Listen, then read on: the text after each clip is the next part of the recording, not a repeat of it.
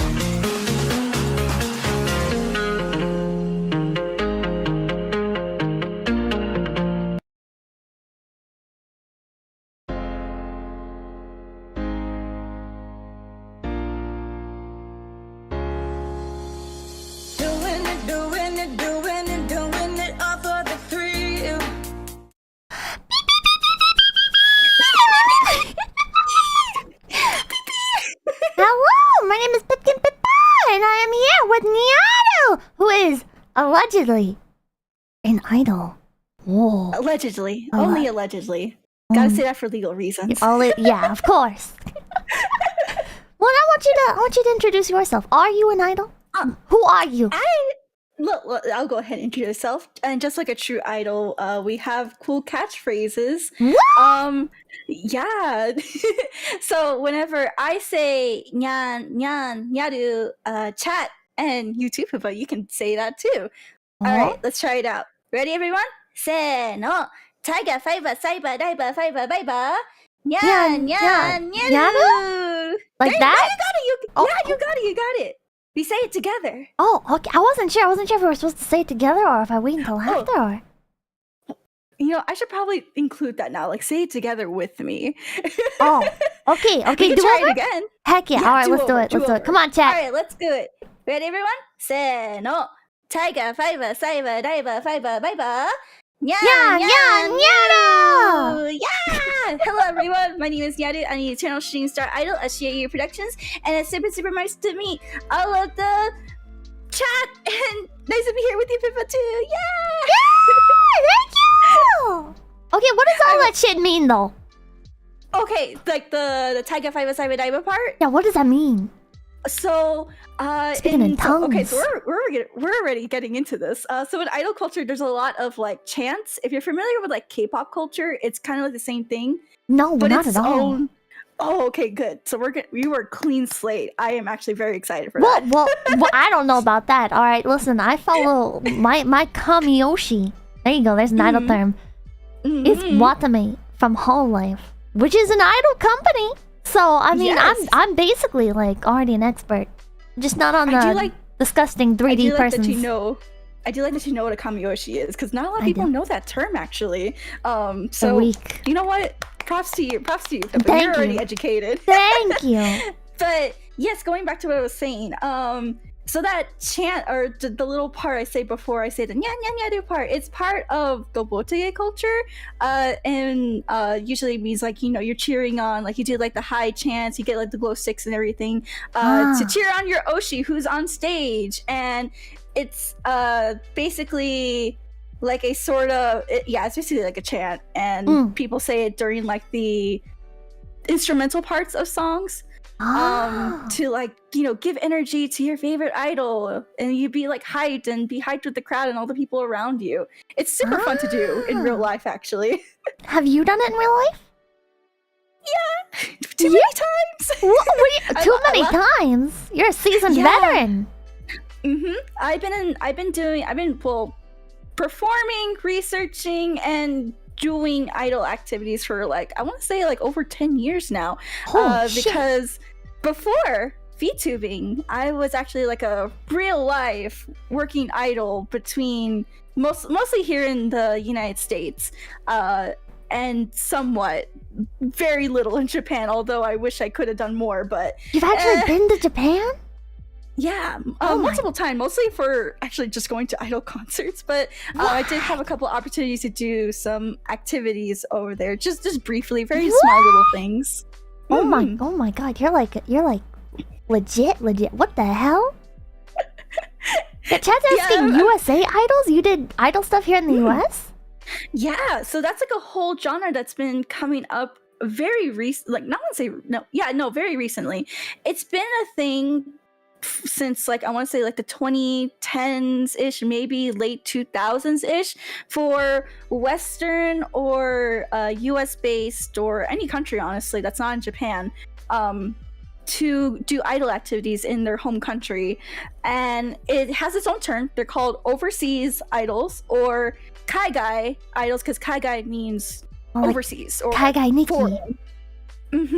𝐒𝐻𝐻𝐻 Vtuber, 𝐒𝐻𝐻𝐻 idol, pretty much same thing. It's a pretty universal term. But yes, the US does have idols. We do have idols, and I do have a lot of my favorites that I would love to talk about. Name one. Name a US idol. Non-sweet. They are actually US actually, because non-sweet is from Canada. My favorite US based idol is actually Galaxy Girl Pippa. She's actually one of my very close idol friends. I've been working with her since she started. I'm kind of biased. I'm sorry. But she does a lot of original music. She does a lot of she turns a lot of English songs into like Japanese versions, and she's very popular on TikTok too. But she actually did a concert with Demon Dice Karen in Austin, Texas, like a couple of weeks ago, actually, maybe like a week or two ago. And that was like her first major concert since COVID happened, because she used to work in Japan doing like actual idol activities. She'd been to like real auditions too. It was insane. Every time I went over there to go see her. That's incredible. Holy shit. So like what in Japan, right, idols will appear anywhere. They'll be like on the street doing performances. They'll have actual full-on concerts. They'll open for events and stuff like that. So what does an idol do in the USA where they're not quite as normalized? Yeah, we are definitely a big niche over here. Like, we are the niche of a niche within a niche. That's how obscure we are, at least like here in the West. But you mostly can find like overseas US based idols at anime conventions. That's like our main bread and butter where we go to. And you can also find them at like Japanese culture festivals as well. You won't really see them at like very mainstream bars or like concert venues, you know, like very westernized mainstream areas. We usually stick to somewhere that has a connection to you know, Japanese culture or anime, you know, fandom, anything like that, because that's where most of the people who like that sort of stuff stay anyways. It's actually a huge issue to like try to branch out as an idol using like, you know, those traditional idol characteristics here in the West, because not everyone is accustomed to that. So what is that? What is like traditional idol characteristics? Why can you not break out in the... Why can you not perform at a bar? Mostly because like how can I explain this without like sounding like so bad? But essentially, like, it really is a cultural difference, because with idols, everyone expects them to be like so pure and so like say so, as you guys may know it. And you know, a lot of Western people, it's like, you know, the normie that you see walking on the street, they're not gonna know what an idol is. So the moment like they see like this very cute style girl singer or girl group go on stage, they're gonna be like, and they're singing Japanese, a whole new language that they probably don't know. They're gonna be like, what the fuck is this? This is kind of cringe. What is this doing here? There's stigma around, you know, performing in like non-Japanese events. But I want to say, at least like starting this year, it's actually been not as... they've been kind of breaking into doing like those mainstream sort of venues where they go to like bars or like concert venues and like non-Japanese events as well. It's a work in progress, but I think we're finally starting to get to a point where we can, you know, go to those sort of events. So what is the difference? Because the way you describe idols, you know, like dressed up in the cute outfits and everything, singing a different language. What is, aside from the different language thing, what is the difference between something like an idol group and just like the Cheetah Girls or any other like girl group in the USA? Controversial. I think cheetah girls could definitely identify as an idol. Really? Controversial opinion, I know, but I personally think so. Idols, honestly, like, you know, because when we think idol, at least like in the word idol, in the context we're talking about, we think like very cute, very singing in Japanese, the cute outfits, they have the management, they have the sort of like aura they give off. The energy is definitely like just so much more different. I mean, is it though? Now that like, I mean, I fucking love Blackpink, right? And they're like sexy and more like Western Hollywood kind of appeal, right? So like, what's? But they're still idols. Yeah, they're still idols. That's because when people think not K-pop, when people think idols, it really depends on who you talk to as well. Because we have the K-pop fan, but then we also have the J-pop fan. Now, those are completely different because they're completely different cultures, languages, styles. K-pop is more similar to like, dare I say, English popular pop music, but in Korean. And with J-pop idols, though, I personally feel a little bit of like a different sort of vibe going on with them. They definitely do go for like the more pure and more like do I dare say like approachable? I think that I've always felt like J-pop idol culture has always been way more approachable and more sort of open to, like, I don't want to say accessible either. I'm really bad at explaining this, but I feel like the best way I could put it is that K-pop, I've always felt like it's never that approachable because it definitely, like, the fandom as well makes it less approachable. I'm personally not into like that sexy sort of style, honestly. I do like more of the I don't want to say pure again. I hate saying the word pure because, like, the thing is with idols in Japan too, because there's also alternative idols where they don't actually fit into that kawaii ugu, wearing the frilly skirt, being the say so queen and everything. I guess I could use my favorite alt idol group is Brand New Idol Society or BIS. They're known for like smoking. They're definitely known for like going out with their fans and having very raunchy lyrics, but still keeping like the sort of J-pop idol style. Then how are like still they within idols? Like what makes them idols at that point? So, oh, excuse me, COVID cough and COVID brain damage. Excuse me. No worries, man. So the best way I could say it is that it's really just an aura, an energy thing that Energy? like, yeah, like imagine like, okay, so imagine you're watching Whole, this is the best I could say. Imagine you're watching Whole Alive, okay, and like you get like this just urge to like just always want to cheer them on, okay? Do you always want to like wish for their health, their happiness? Like you want them to do your best, and like in return you also get that feeling of wanting to do your best as well. That is a kind of aura and feeling that is very unique to idol culture, because when I look at K-pop idols, you see that they're very perfect, they're very manufactured, they're supposed to act, walk, and dress a certain way. With idols in Japan, I feel like they're a little more quote-unquote free, which we know it's probably just all an act at the end of the day, but it's that energy, that feeling that you get when you see them and you just like really just want to cheer them on. Like a savior And- fetish. Yeah, exactly. That's what it is. That's what it is. Ah! It's literally, I can save her. I can actually save her. If I spend all this money on this merchandise, if I take a checky with her and show her how much I love her, I can save her and she can be the best idol she can be. So yes, Pippa is an idol. 'Cause you guys want to save her, right? No, I'm gonna save chat. No. We'll save everyone. You're gonna save this world. Stop. Stop. Jesus Christ.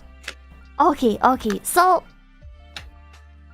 would you say then that the community around the idols is just as important in maintaining a group's status as being part of idol culture as their aesthetics or their mannerisms? I would say yes, and also no, because Really?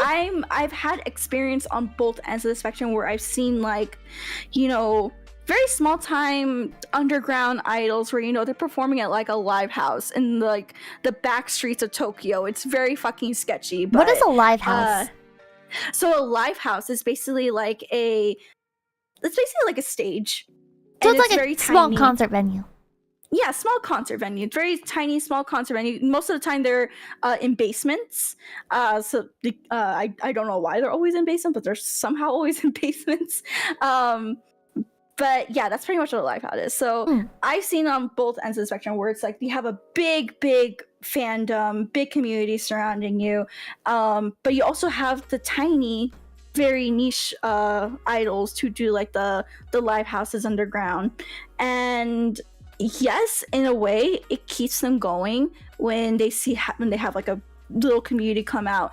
No matter how big it is, like you can feel Tokyo Dome, or you can feel like Akihabara Colors, which is the venue that I usually go see like all my friends perform at.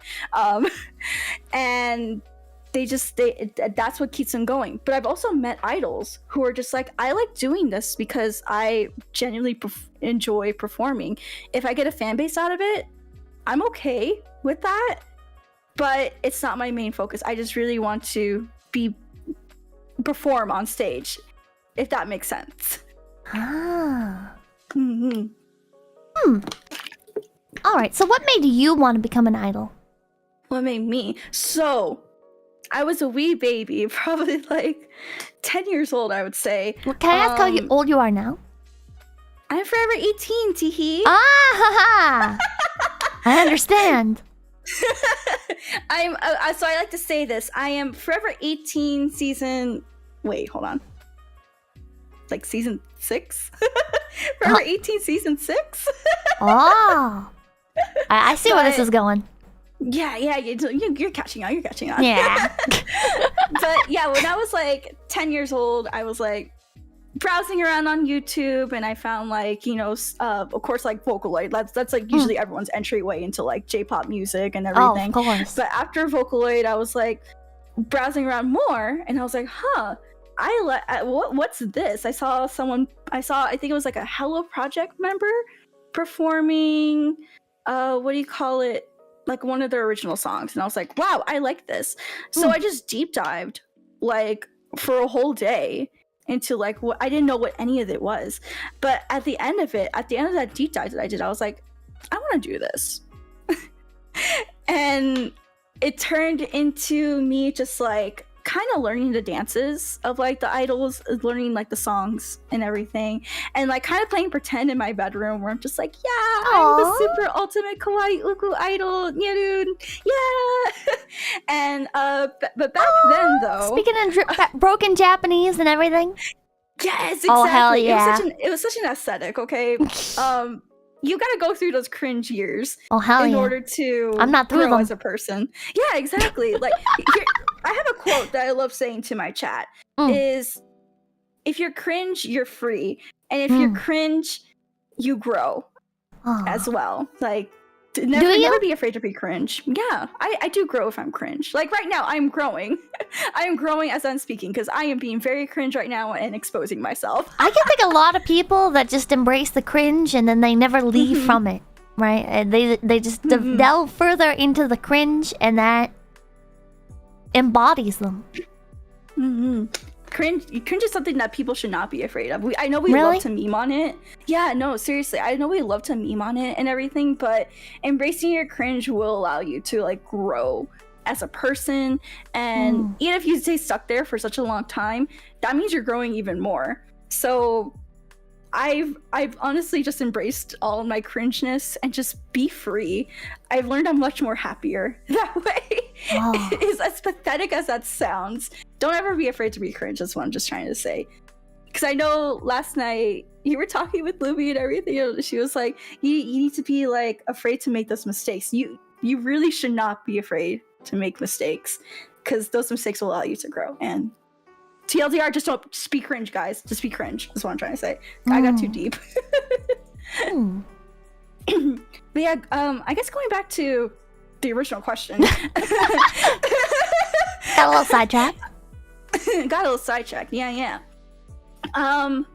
Essentially, yeah, I just deep dived one day, was like, I want to do this, started learning the dances and the singing and all this, and eventually I got to a point where I got my own little performance, like a 5-minute performance at a little anime event in my hometown.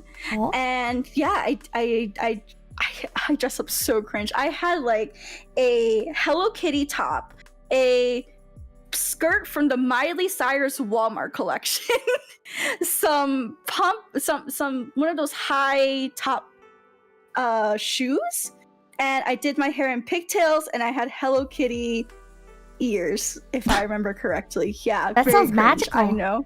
It was very magical. For my age, I thought I was the shit, okay? I thought I was the ultimate first ever idol to like exist in my hometown and everything. I mean, you probably were. I probably was, because like back then, like I said, it wasn't that much of a thing. Everyone, if you want to do idol activities as a, foreign person, you usually have to go online for it. Online? Yeah. Like, you can go like on, I don't know, like Facebook groups or something. I remember back then Facebook was like the thing, of course. And we would go like on different Facebook groups, and there would be like these other girls that would hold auditions, similar to what you see in Vtuber culture nowadays, where you just see like random auditions for groups and quote unquote companies. And we would, sign up and everything and be like, hey, I'm interested. We would send in like a little voice clip or like a dance clip, and you'd be like, okay, you're part of the group now. And then we would But these are just like small little groups in the US, just groups of friends. You guys don't have like managers or anything, right?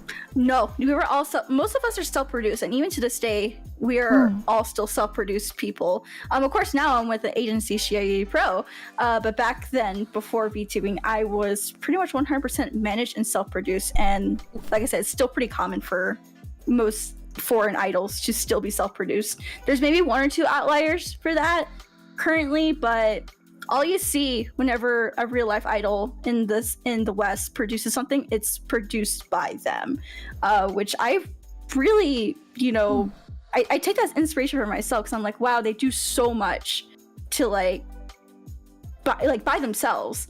And then, they go out and they try to get their own events. They try to produce their own music or produce their own lyrics or hire help, and then they have to budget themselves. It's a lot of work if you don't have a manager. Are there any idol groups in the US or in Canada, just over here in the West in general, that do have managers, that do have these people producing them?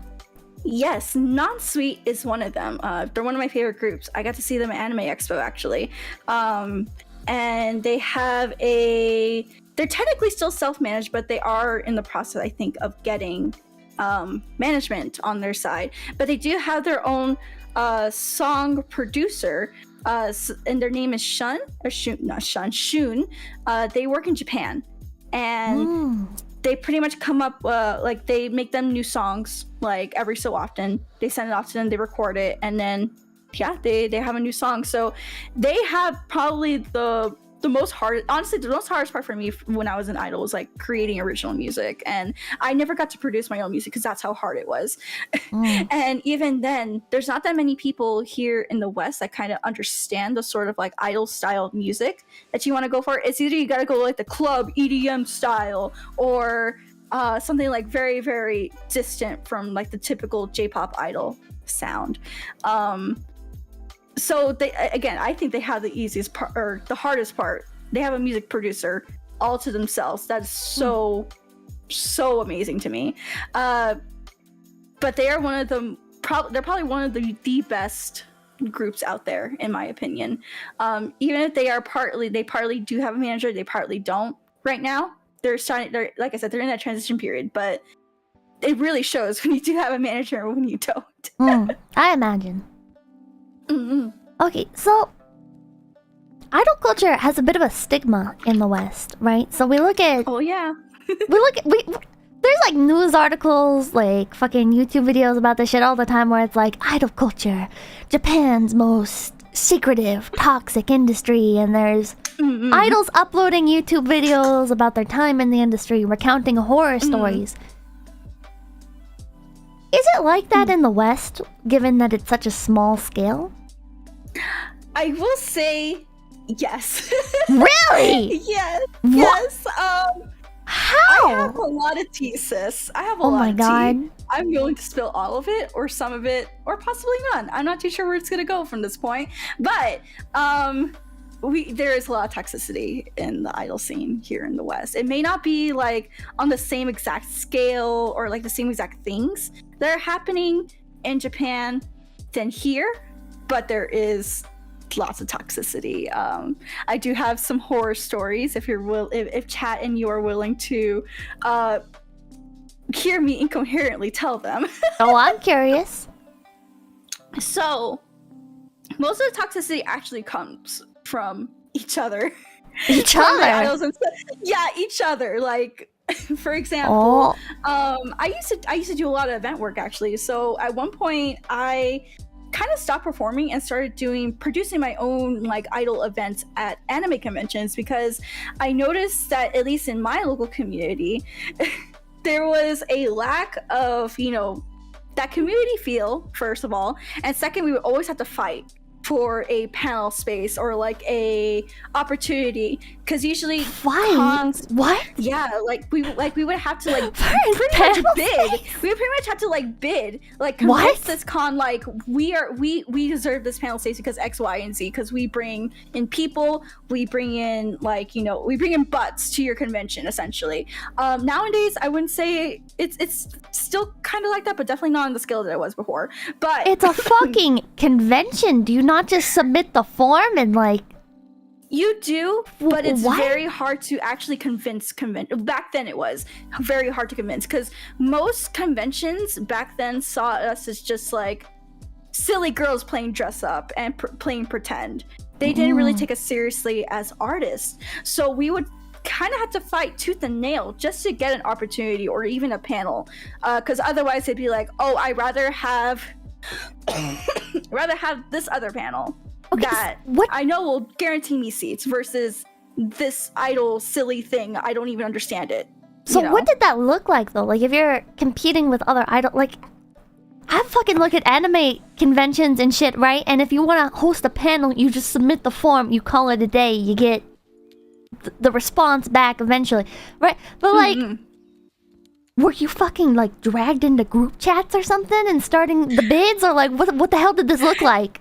It wasn't necessarily that, but it was just like kind of like convincing the organizers or like the people who are submitting or who are looking at the panel applications. Like you had to have had a very, very good panel submission, and pretty much like you. There were even some girls that would kind of like get buddy with the organizers of like some cons and be like, like, hey, you're my friend, whatever. Sexual favors. Well, not that sexual favors. Now that I cannot. Although there are rumors out there, out there of some girls that I do know who possibly did that. But again, it is all allegedly. Allegedly. Allegedly.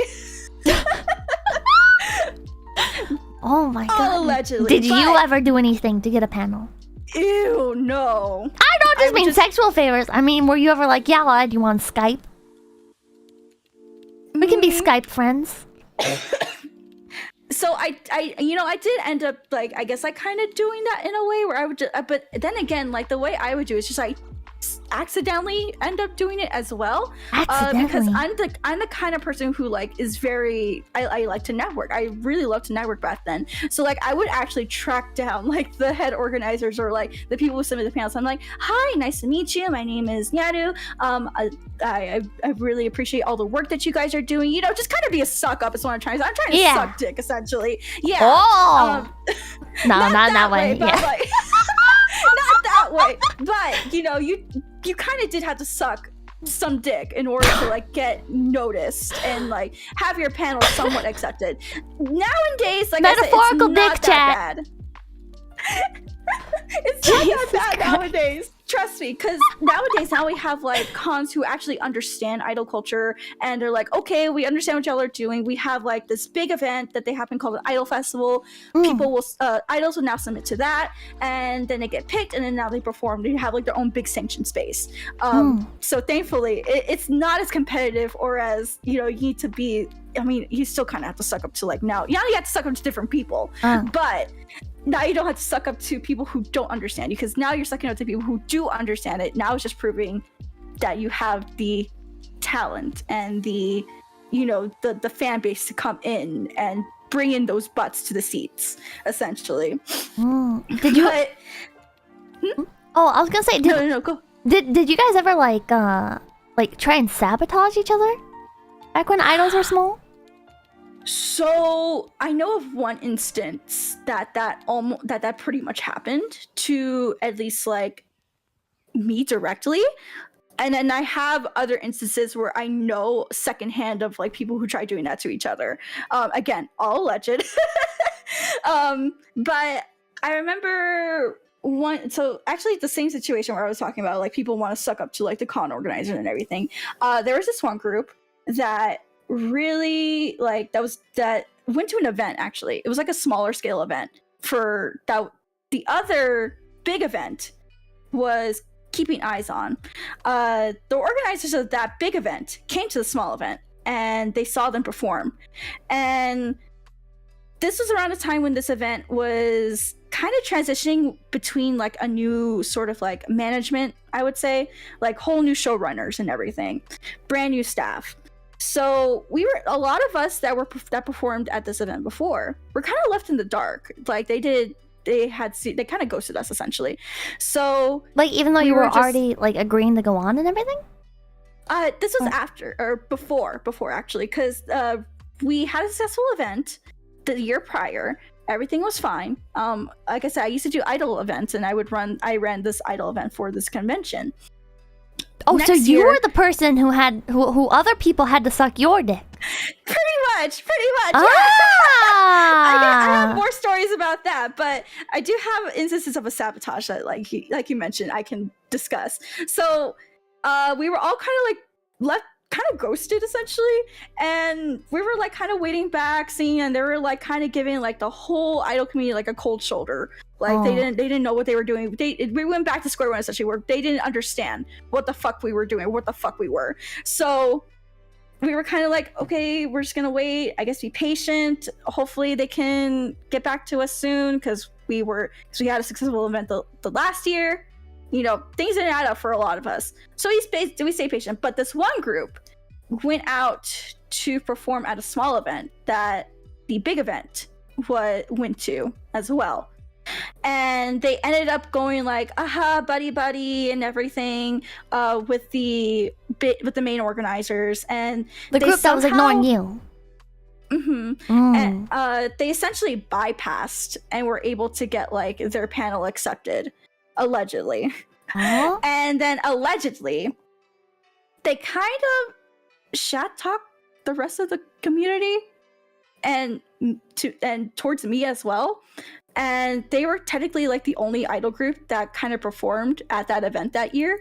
And yeah, they pretty much kind of allegedly sabotaged the rest of the community in order for them to get ahead. That it's pretty common for that kind of stuff to happen. But what does that?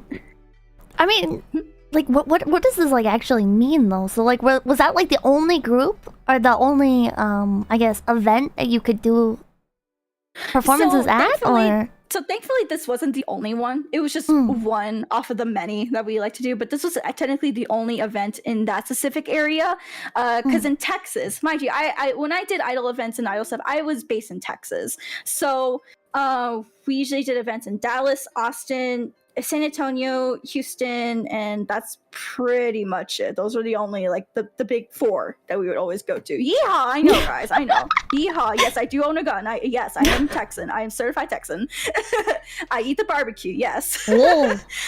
But that the one area. I won't name which one, but we only could do one event in that one area because like they were like the biggest one of that area, and unfortunately that was the area where that group resided, and then they decided to sabotage everyone and just like go nuts essentially. And yeah, we kind of lost that territory, which is kind of sad because a lot of groups there kind of relied on me and my other staff members to go there and host an event so that they can get an opportunity to at least go on stage for at least 15 fucking minutes. That's all. Like, that's how little people would ask for. 15 minutes on the stage. And you know that sadly that opportunity was now lost to everyone, and everyone was kind of like, you're really gonna shit talk them when they really give us like a lot of opportunities and everything. But you know, that was in the past. How do you know that this happened exactly? I was involved in it. I heard everything. You heard everything? Like straight from the horse's mouth, or like someone? Oh, so essentially, or did you hear it from somebody else who was involved? I heard it from someone else who was basically involved. Basically involved. Like, were they involved and heard the shit talk, or they? Oh, excuse me.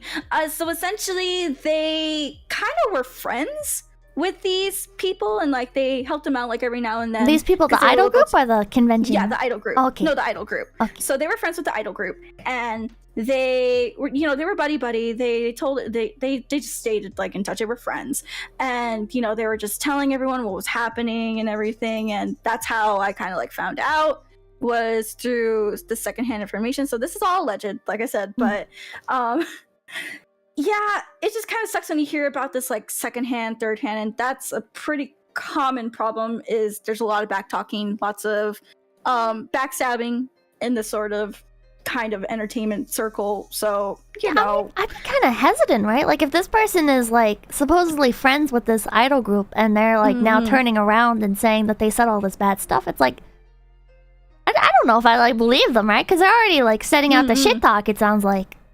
Yeah, that's why I take everything pretty much with a grain of salt nowadays. It was a really big learning experience from that. I learned that I take everything with a grain of salt, not to take a lot of things that seriously, at least, and go based off my own judgment and not the judgment of someone else's. That was a really important lesson I learned during that situation. Do you still hold a grudge against these girls, or? No, honestly, I don't. It's not worth my time or energy. That's good. It's really not. A lot of people that have hurt me when I was an idol, I really don't fault them. It's not. I do have a lot of hashtag trauma because of it. I do have my Menhera moments, because I do think back. Like, I did develop a lot of trust issues. I developed a lot of like anxiety. Lots of. I'm basically Menhera. I know, but while that is still the case, I really just can't fault them. I mean, like, most of these people were also kind of like young teenagers. Like, I can't really fault them. We're not that developed mentally at that stage in life. I hope eventually when they do, like, grow up a little bit and they reflect on like that time, they're like, man, maybe I was a piece of shit. But I can't control how they think or do. But have you tried talking to them? Honestly, I really haven't. Again, it's not worth my time or energy too. Like, if they kind of like don't want to, like, I guess, like, because like I personally kind of scared of it as well. Very scared of them. Don't know if they're gonna like try to Are they still active? come back after me. Some of them are, some of them aren't. It's kind of 50-50. I do know of one person who kind of hurt me very, very seriously, who caused my trust issues. They kind of got canceled by the community, like, I think like a year or two ago. Like, they got full on canceled. The cancel culture got them, but they were already doing a lot of sus stuff anyways. And I do remember this because one person that apparently they hurt very badly went on Instagram, took their group t-shirt, burned the t-shirt live on Instagram. They were like, fuck you, essentially. Like, you are not Holy controlling shit. my life no more. Yeah, it gets fucking crazy sometimes. That was a wild adventure. But yeah, I don't really keep communication or like try to, or like stalk them on their Instagrams, because most of these people they're on Instagram. Most idols do activities on Instagram. Yeah. You're mostly on Twitter TikTok. though, right? No, not really, honestly. No? Like, I am so surprised that like most Western idols are actually neglecting Twitter, because Twitter can be still a very valuable place for them. But the most valuable places for idol activities online currently are either YouTube, Instagram, or not Twitter, TikTok. Especially TikTok, of course. Like, that's Bluebird hate, I know. TikTok hate as well. I don't like TikTok. But yeah, I that was wild when I saw that one girl just burn her group t-shirt live on stream and essentially be like, fuck you, you're not controlling my life no more. Like, you just don't control me anymore. And I'm done with you. Done with you in this group. Bye-bye. Wild shit. So how come you're part of a VTuber group and you're not I mean, like you do the idol stuff as well, right? But it seems like your main focus is VTuber culture. So why is that? It actually goes back into like how I started doing VTubing. Essentially, I had my own little moment where people did not like me, and it was mostly because girl, I did so much apparently. Allegedly I did so much. Is it sarcasm or is this like sarcasm? Again, most of the idols back then, they were pretty, their brains aren't developed. Not to say that they're stupid, but my haters just have small brains. Yeah, my haters just have small brains, essentially. Oh my god. But yeah, how I got started in VTubing actually correlates with this question, because before I was doing VTuber stuff, I was still doing like my idol activities, still doing like event work. A lot of people did not like me, mostly because I did that event work, and with event work at conventions comes having to reject people. And if you get from where we're going with this, essentially people didn't like me because I rejected their group or I rejected them. And they kind of took it very personally to the point where they think like, oh, well, you're just not good enough to like be on stage. It's like, no, it's not that you're good enough. It's just that we have better applicants. It literally just like a regular VTuber like audition where it's like we have better applicants. But still keep trying, you know? Don't let this be the end-all be-all. Because that's what a lot of people would see my Idol Festival events was. Essentially the end-all be-all event, which I told them, no, please, it's not that. Please stop seeing it as that. It's really, it's not that deep, sis. It's not that deep. Yeah, this was just like one event at a convention, right? Like this wasn't... Mm-hmm. And they're getting that pissed over that? Mm-hmm. And mostly because they wanted to be on main stage, and usually our events were at main stage. So they wanted, I guess, like how I could translate is like the clout for being on main stage and everything, and getting more people. They're getting more people to see them and everything. So of course, when they were like, "I'm sorry, we just had too many applicants," or you know, there's just better applicants out there, but you know, do try for next time. You're more than welcome to apply to the convention as like a regular panelist and still do a performance there. There was many cases where I did tell them that, and they actually did it, and they got their own like a little solo performance, little 30-minute, little hour-long performance at a small panel room. I think that'd be more fun. Yeah, exactly. Like that's why I told them like this my event is not the end-all be-all, but yeah, like I mean, people try. If you have your own panel, right? Like you get to do so much more shit, right? You can set it up how you want to set it up. You can have a meet and greet with your fans. You can personally talk to these people, get to know them, you know, like spread your name and just have the focus be on you versus competing with all these other girls on the main stage and everything. Like, yeah, it's kind of cool, but it seems more worthwhile to be just a panelist. Yeah. That's how I would try to explain to them, but unfortunately people didn't see it that way. So they would get upset at me, and then they would start spreading rumors, and then eventually the rumors boiled down to me having a sugar daddy and going to Japan because my sugar daddy was bored with me or something. It got so fucking wild, sis. Yeah, rumors get fucking wild. Okay. Did you have a sugar daddy? No. Okay. I paid all that for my own. I paid all that on my own. I'm so proud of myself too. I'm the type of person where if I go to Japan, I do it on a budget. I try to get the cheapest airlines. Like I have loyalty with the airlines. I have loyalty with my hotels and everything. You know, use certain platinum credit cards or whatever the fuck to, you know, get points. You know, I like to say I'm savvy when I'm traveling. And apparently people didn't like that because I had that knowledge. And of course they saw it as me going on these lavish, expensive Japan trips. You know, they took that advantage of that and were just like schizoing about it, essentially. Did you try and explain or?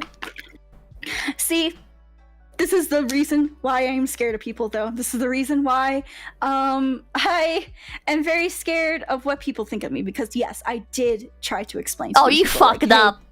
Oh, you fucked up so bad. Yeah, I fucked up. That's why I'm owning up to it right now. I fucked up so bad. Oh no. And this is the reason why I am very like anxious about what people think about me. It developed literally from having to explain and thinking that I need to explain myself to these people. So yes, I fucked up. I am owning up to it because that is the first step. That is the first step to recovery. Okay, it's owning up to it. Should have posted a picture of a Gucci bag or something. I mean, I do own a Louis Vuitton. Oh, real? Yes, real. How much does that cost? I got it in Tokyo. Honestly, I forgot how much it was. I think it was like $1,500.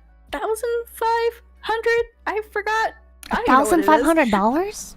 Yeah, but I got it tax-free, so it's fine. What? Yeah. In Tokyo, you can get things like lavish luxury things for tax-free. So you get like so basically you go purchase your item, and then you go out to like a special little kiosk in the little mall area or whatever, and you'd be like, here's my purchase.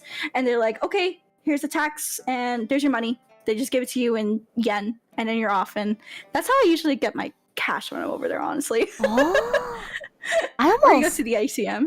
I almost bought a Louis Vuitton bag, but it was at Goodwill, so I'm pretty sure it was a knockoff. But it was $20. so I didn't buy it. That it probably was. It probably was. Was it in like a glass case or? No, it was hanging just sitting out? with the other purses. Oh yeah, that was probably a fake. Damn. The real ones are usually in like the glass cases at the thrift stores. Who the fuck even donates a real one to a thrift store? You'd be surprised what ends up at thrift stores. Actually, I've seen Louis Vuittons and Gucci bags and everything at like Goodwill, but they keep, like I said, they keep it in like that little box, and I think it just accidentally gets donated. Think so?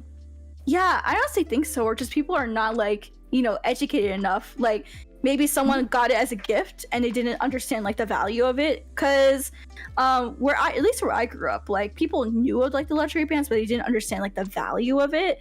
So when, you know, whenever they move or anything, they're just like, I don't need this anymore. So they just give it to Goodwill or a local thrift store, and they're like, oh shit, if this is real, I'm gonna upcharge this and then make a good sale and everything.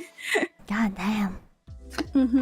Jesus Christ. So why did you buy a Louis Vuitton bag though? This is completely off topic, but sis, I just wanted to treat myself, honestly. I deserved it. After all the bullshit I went through with a whole bunch of like stuff, I think like during that year, I was like, I'm gonna treat myself. I've always wanted the feeling of owning something luxury, even though like it really means nothing in the end. But I worked hard for it. I did my time at my job and everything. Yeah, it meant something to me. It was a treat to myself. I know consumerism, but I don't care. I felt so satisfied getting something for myself, and I know I still kind of and nowadays I do have that trouble where it's just like I can't treat myself because I'm not allowed to, because these people are going to call me out for treating myself. Because again, people did call me out when I got this bag, and I was like, come on, I worked very hard for this. I worked so many long hours to get this done. And you posted when you got it? I didn't post it actually. I went to go like, I guess like, I think I went to a con with it once because I didn't have any other bag with me. You understand how that would look bad, right? Yeah, I do understand how that looks bad, but I don't remember why I took it, honestly, to a con. I really don't. And then like some people just saw it, and I guess they were like, oh, why does she have that? Like, ew, like, I bet her sugar daddy got it for her. So then the sugar daddy rumor came back, and I was like, you know what, fuck you, whatever. I got this myself. I know. And of course, like, internally, I was like, yeah, I know I got this myself. But then my mentor was like, you need to explain it to them. That you got it. You need to. And again, another learning experience for me. I went through a whole period. How did you know they were talking about you? Where were they talking about you at? Can you guess? CGL? Yeah. CGL strikes again. Fucking always, man. What the fuck? It's always CGL, man. It's always fucking CGL. Holy shit, dude! I was sitting here in my break because I'm like into Lolita fashion and stuff, right? Like I don't actually own anything. You do? I don't own anything. I just like follow. What's your favorite brand? I'm so fucking basic, dude. Angelic Pretty. Okay, you know what? I'm basic too. That's my favorite brand. Fuck yeah! Oh my god. But as you were talking about this, I was like, man, this reminds me of like Lolita culture, right? Like fucking. Anytime anything happens, like people are like, did you hear about Rebecca? She fucking bought this JSK. She already fucking had a JSK. That slut. Exactly. No, that's literally what it was. Because there is a whole idol board, or not like a board, but like a thread. Where people would just go and shit talk like idols. It was literally just like the Lolita board, or like the Lolita threads, or the cosplay threads, or whatever. Exactly same culture. And of course, rule number one is you don't take. First of all, you don't take anything serious on those sites. Don't ever take anything serious. Gotta take everything with a grain of salt. And second is, it's 4chan.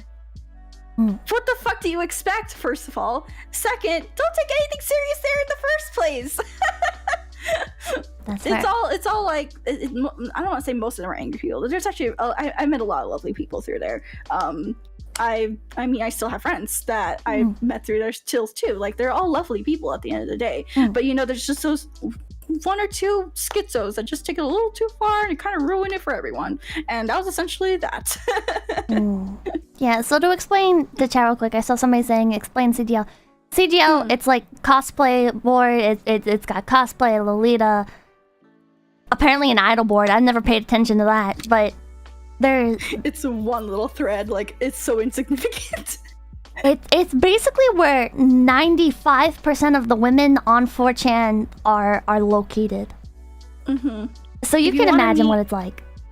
If you want to meet girls, I guess that's the place to go to, but they will roast you to death. If you fucking tear you apart. Yeah, they'll tear you apart. Like, literally no men allowed. Almost. It literally almost is that. Jesus Christ. But yeah. Yeah, I am from that sort of side of the internet, though. I'm so not you were afraid like to say it. Keeping up with the thread? Yep, I was a tiny person. Again, I was obsessed with what people thought about me. Oh no. Like Mean Girls almost level. Because like I was just like, it was such a bad period for me. That's where I was at the lowest in my mental health and everything. So it was the worst experience probably in my whole life. It was just like obsessing about what other people thought about me. And thankfully, like, I've gotten better as I got into VTubing, because like VTubing was like literally the starting over point for me.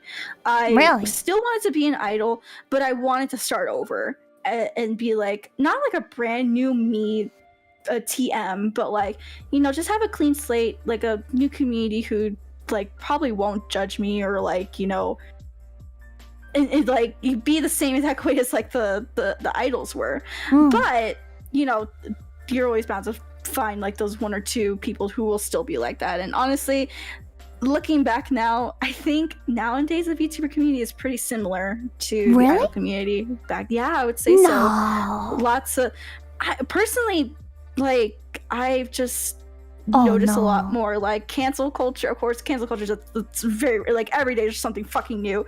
There's always someone like possibly talking behind your back, like you never know, like, or if you like screw up or something, it's gonna like kind of stick with you for the rest of your life, and like you're gonna be known as like the VTuber who can't sing or something, or like the VTuber who embarrassed yourself in front of like thousands of people, or that's only like a few schizos, right? Like if you don't, like I think like Mori is like a prime example of this, right? Where like she sometimes does like feed into what people say about her, but that's only like when they bring it on stream, right? It's usually a reaction to people bringing it into her space, but generally like she just keeps going, you know, she keeps doing shit. She doesn't let other people define her.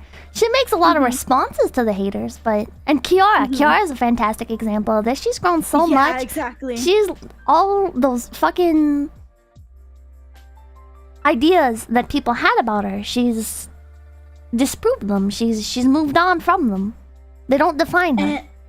So I think that's just what you gotta do, man. I will say, I think I have done that though, because I notice a lot of, you know, sometimes I do go check like on my old Instagram and be like, oh, what's everyone up to? Like, hi, like, you know, see what everyone is up to essentially.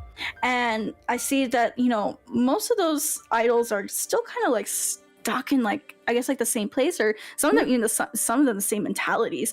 Like back in like 2010 idol culture, or yeah, like 2010, like people I would have to work with or anything. I would recently I did this actually, where I just went back on my own Instagram to see what everyone was up to, and a lot of them, you know, they're still doing good. I'm glad that they're healthy, they're happy, and they're doing what they love. But the people at least I know who just didn't believe in me like back then, or just really hated me, you know, they're still stuck in that same place, the same mentality. And then here I am now as a VTuber, still doing idol activities, and I'm thriving. I've never been this happy. I have my mid-hero moments, everyone does. You know, I have my low points, but I also am proud to say I do have my high moments where I'm just like, I'm on top of the world. I never imagined actually sitting here with Pippa, okay? I never imagined. What the fuck does that mean? What? I mean, I'm a big fan of you, okay? Oh, thank you. I never imagined it. But yeah, I just never imagined myself like, you know, having like a big community, or like having like, you know, being able to go to like so many conventions and having people like actually recognize me way more than I was as an idol, or like, you know, going online and telling people like, oh my god, I'm such a big fan of you, and like you inspire me to do this. And you know, like I never imagined being where I am today, But I don't think I could have gotten here without going through those experiences either, because for some of y'all who have known me for a while, I used to call myself a failed idol, and that actually connects to all the experiences that I've had as a real life idol, because essentially I just failed out of being an idol because people just did not like me. I was just kind of like, that sounded really nice. What are you drinking? Got some Dr. Oopsie. Ooh, Dr. Pepper in you. Man, now I want a soda, man. No, you gotta drink water. I know, I do have to drink water. That COVID cough ain't gonna go away with soda. But sorry, that's what distracted me so much. But sorry. That's okay. Going back to what I was saying. I decided to kind of embrace all of those sort of failures, all of those low moments, and bring it into VTubing with me. But then I realized at one point that's actually very harmful for me. It's not a good representation of me, because I have grown so much since then. I don't consider myself a failure anymore, despite what those people told me I am, or what they wanted me to believe I was.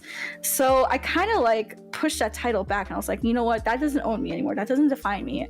I am my own shooting star that's running towards her dream, and that's how the shooting star idol arc came to be. I really just want to step up and it's not that I'm rejecting my past or anything, or I'm trying to forget about it completely. I still completely own up to it. That's what made me today, and I don't want to forget those experiences. But at the same time, I do want to move on from them, and I feel like the best way of going about that was dropping that failed idol tagline and telling everyone that I am a cool shooting star, and I'm gonna chase after my dream as long as it takes until I fucking make it, bros. Aww. So that's kind of depressing. You have that tagline, I think. I mean, I've been aware of you for I think over a year now. So you've had that for ever. Yeah. Isn't that depressing? Half. Seeing that all the time. Just every time you go to your Twitter, it's right fucking there. Yeah, that's a lot of people would tell me. Honestly, they were like, "Nyaru, you're not a failed idol. You're not a bad. You're not bad at anything. Although I do have my highs and my lows, the strengths and weaknesses. Yeah, like everyone. But a lot of people were telling me you shouldn't really highlight your weaknesses. You shouldn't highlight that you're a failed idol, because you're definitely far from that. You have a lot of skill. You have so much you have so much to offer. And I feel like when people see that tagline, they think oh well, if she's a failed idol, why should I give her a chance? It's poisoning the well kind of thing. Yeah, they don't even get to know you. And so who was telling you? Oh, sorry. Oh, your question, actually, I was just about to get into that. Who told me that? It was my community, actually. Your community? We're calling you failed? Yeah. What? Well, no. They weren't calling me failed. They told me. They were the ones you should not be calling yourself a failed idol. Okay. I was the one that came up with it, because my original thought process was I want to bring in all that trauma and show everyone that I can try.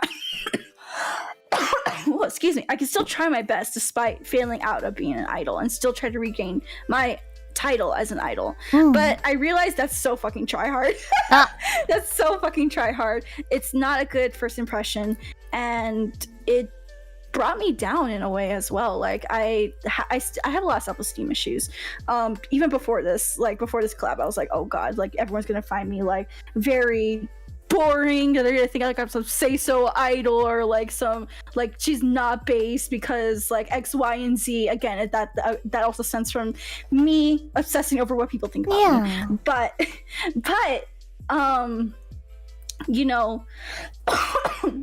really wanted to get out of that mindset. I'm really trying my best even to this day. I still struggle with it so much, with my own self-esteem and obsessing about what other people think about me. But I am saying, ever since I changed that title, I have gotten so much better. Because when I say, hi everyone, my name is Yana, I'm the failed idol turned VTuber, it's nice to meet you, I think about that failure part all the time. But now when I say shooting star, I'm I feel a little bit brighter when I say it. I feel a lot more energy. I feel so much positivity that comes out of that statement. And I hope that reaches everyone in chat too. So, and I hope that reaches you, Pippa. I hope it reaches you. I hope it reaches everyone. I think so. I hope so. And Krampus. Okay, I just read something from chat, actually, from Krampus. Failures are the building blocks to success. That's so true. And that was one mindset that I did have also when I had the fail idol, the tagline. Is because I really want to show that despite me being a failure, despite me being a horrible singer, I'm good at dancing though. I just wish I had the tracking for it. Despite, not having like, all those things that push me back, I still want to show everyone that you can still be a really great person and a really great entertainer, despite having like those failures behind you. But again, I would focus on the failure part way too much, and that dragged me down, and that dragged other people's opinions of me down. So I want to change that. And so thank you for bringing that up, by the way. Thank you. You said you're bad at singing, but you're good at dancing. So when you were an idol, were you not doing any singing? Or okay, so I was actually very scared of singing. Sometimes I would force myself to sing, especially if I did like collab performances with friends. I would definitely like do my best to like sing, but dancing is really my forte. It's where I shine the most. Did you like take lessons for that, or actually I am self-taught. Self-taught.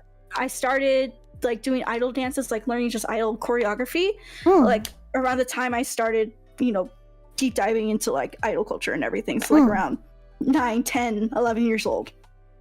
But singing was something I was just very scared of, because my family is actually very musically gifted, especially my dad. He actually did a lot of excuse me. He works as like a music teacher and everything ranging from kindergarten kids all the way up to high school kids. Now he does principal stuff, like vice principal. But so he is cool. He is very musically gifted. So you could have like a free teacher right there. Yeah, no, he was my teacher for like some things. I sometimes I do go to him and I'm like, hey, Dad, like I can't reach this. Can you help me sometimes? And I'm gonna hopefully I get to go see them soon. And he said he'll help me out with like some vocal warm-ups to learn some new stuff from him. So hopefully that will work out if I get to go see them. But I thought I would be really good at singing because, my dad's really good at singing. He did choir, he did instruments, he did the whole shebang. No, I am not gifted when it comes to singing. Well, did you do anything? Like, you listed off a bunch of your dad's accomplishments, but like... So were you in choir, at my school... No, so at my school, the only thing we had was band. Like marching band. We had no choir.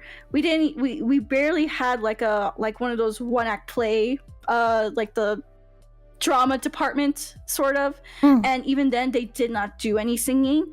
That was the closest thing I would get to any sort of singing, but they never did any musicals. So the only thing I had growing up was just marching band, where I would just play instruments. But I also did grow up with like a heart condition, so it was very hard for me to like actually do a lot of stuff as a kid. Dancing was one of the ways dancing and marching band, those were my two ways of just like not dying, essentially. Even then, I did push it a lot with dancing. But singing, it was not a priority. It was something I didn't think about. I liked dancing so much more. And since my dad didn't go to the same school all the time that I went to, he wasn't normally there. And he would come home very late because he was teaching other kids. So by the time he came home, he was so tired and everything. And just like, I didn't really have that access to like push myself into like doing singing or, work on that singing aspect. So I put all my heart and soul into dancing and into the marching band. And I say that really hindered me a lot growing. Like, it hindered me a lot when it came to like all the idol stuff. I really wish I grew up with like the ability to at least have a choir, like at the very least, because I would have done that in a heartbeat. But yeah, that's the whole reason. I'm a late bloomer essentially when it comes to singing. I'm now taking lessons, thankfully, 1 hour lessons every week, along with practicing on my own as well. Are these like professional lessons, or how are you doing that? So I'm taking it with a I guess you would say a professional, because their name is Evie. They do VTuber focus, like V singing focus lessons actually. Oh, that's pretty I neat. love What them the hell? yeah, so I get on a call with them every Monday at around like 10 a.m. my time, I would say. And yeah, we just sit there for an hour. We do warm-ups for like 5-10 minutes. Most of the time it's 10 minutes because I need the help, sis. And then we practice a song. Like currently we're practicing 𝐒𝐡𝐚𝐭 because I want to hopefully cover that soon. And then I'm also be working on Fansa for hopefully my second anniversary cover, which don't relay that information to anyone. Totally should not have said that, but it's fine. But I am working on, ranging on vocal set. The previous songs that we did before were I'm Not Okay by My Chemical Romance, which you can find that cover on my YouTube actually. And what was the first song that we ever did? Oh, Kirameki Rider by Hololive Idol Project. That was the first ever song I learned with them. But they give me so much great tips, and they're very encouraging. Because one thing I am very scared about when it comes to like vocal teachers is like, oh my goodness, are they just gonna like take advantage of me and just take advantage? Yeah, because like, I don't know, I have this very weird. This has happened to me already, where it's like I do like a consult with like a singer or like a like a professionally vocal coach or whatever, and they're like, okay, well, you're not that great of a singer, but we can change that, and here's how, and they'll tell me how, but then like I feel like they don't give me like, I guess like the same sort of like opportunity or treatment. I don't know how to describe it. It's just I got very weird vibes from them essentially. Like they just wanted they tried to like give me hope that they can change it, but in reality they just kind of wanted the money for it. I don't know how to explain it without like, I mean, they're gonna want money for their work. Yeah, definitely. Like, no, like that's not where I'm getting at. It's just like I feel like they kind of like raised my hope up, and then like, because like I would look at their other students, they would like have a completely different attitude with them. But when it came to me, like it was very different. Like I just got a false promises. Exactly, a very false promises. With Evie, I felt so different because she not only told me like, like I'm good in these areas, but we can work on these areas. Like I guess like it's completely different. Like sincerity. Yeah, I think that's sincerity. Yeah, they like pretend that they couldn't help. Exactly. Yeah, chat's actually really helped me explain this. Thank you so much, guys. I really appreciate it. Yeah, it's just a weird vibe that I got. So for a long time, I was just very scared of reaching out to any other, singing coach, because I was so scared that they would like try to give me more of those false promises or like take advantage of me. Because like I'll be real with you, like I'm really not that good at singing. It's not that I'm like being like, oh my goodness, I'm not so good at singing, haha, no, look at me, pick me girl or anything like that. No. Oh my god, no. Like, I mean, I'm not gonna argue with you. If you say you're bad at singing, I'm just gonna believe you. Yeah, no, like I'm no, like genuinely, like I have a lot I want to work on. I may not be there yet, but I know I'll get there eventually, and I do believe in myself as long as I keep working hard. But right now, like, not the best, but that doesn't mean I'm not gonna stop, like, just completely give up and be like, oh, I can't sing, I'm never gonna sing again. No, I'm gonna work my hardest to like be the best, become a good singer. And even if I'm sorry for scratch, I may be a late bloomer when it comes to this. I'm not gonna give up on it. And I really do love singing. I really do. But I do want to still improve in everything. So what made you go for idol culture if your passion was dancing? Like, is that a thing? Are there idols that just like specialize in dancing, or? Actually, yes, there is. They're called odotemita or odorite, which it means I tried to dance in Japanese. It's actually a whole. It originated from Nico Nico Doga as like a tag. Actually, it's like people would record dance covers of like, or make like their own choreography to like anime song or Vocaloid, and they'll post it, and then people would try to copy the dance, and then they would upload their own version, or they do like their own original choreography. I think that was a thing in the West as well, but with singing, I think. Like I tried to sing. Utatemita, that's what it's called, or utaite. I remember videos being titled that. Yeah, they still are titled to this day. Like, there's a lot of utaites that are becoming VTubers. Like Mofu Mofu. Yeah, Mofu. That's a good example. Exactly. Bao actually is another good example of that. She was a huge icon in the Utatemita scene. Yeah, she was a Hikaru Station, I think. Yes. Yeah, I never listened to her. Station. I followed like Jubiphonic and Reichi. I don't know if they count as utites, right though, because like they did like English covers. They didn't just like sing. I think it depends. I think it was more of like a niche. Yeah, it definitely was niche. But there was a dance version of that same like sort of community, but again, focus on dance. I was very active in that actually. Really? And back then I really like to consider myself like a odorite or odotemita idol, because I love the fact that, like, you know, I love the idol aesthetic. I love being energetic.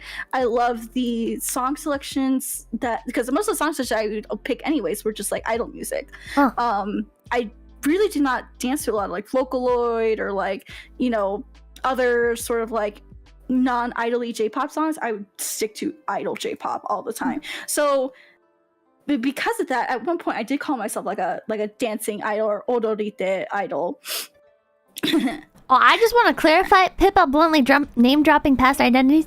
Her original YouTube channel is still up, and I think it's still named Hikaru Station. It's not like it's still named Hikaru Station. Yeah, it's not like this is like a past life. This is just like what she used to identify as. It's still the same accounts and everything. Yeah, even for the longest time, like her Twitter was still named Hikaru Station. I definitely remember that, like when she first started as Bao. But aside from that, yeah, dead naming. Shut up. Fucking chat. Oh my god. You guys are insane. They are. They are insane. Bad chat. What station? Hikaru Station. But so you still have these videos up? They're out there. They're out there? They're out there. Are they out there like you upload them? Or are they out there like some people archived them? So I have a dead account that I don't know the password to at all. Oh. And I don't have access to the email anymore. So there is a couple of videos out there, but they're very hard. I can't even find them sometimes. Like really? They are super, super hard to find. But they're not under. They're like under like quote unquote my dead name. Oh no. They're very hard to find in my opinion. I can't even find them sometimes, and I like to think that I'm a very good internet sleuth when it comes to finding things. Sometimes it's very hard for me. Like, let me see. Can I find one? Don't worry about it right now. But why are you? Yeah. So I see you have a live 2D body. Why, if your passion is dancing, why are you not 3D? Why are you a 2D VTuber? I really want to focus myself on improving my singing, and I feel like that's the only way I can actually like push myself to focus on improving my singing and doing more singing stuff. Because otherwise, every day I totally would charge up like all my tracking and everything and just do 3D streams all the time and do dancing. And I have actually done 3D dancing streams before. I'm thinking about doing another one, hopefully at the end of the month, because I just have that itch. I've been having an itch to like do a lot of dancing again. And that'll go on for like 2 or 3 hours, just straight up dancing. It is so fun for me. You can do both, can't you? I mean, that's what idols do. They sing and they dance at the same time.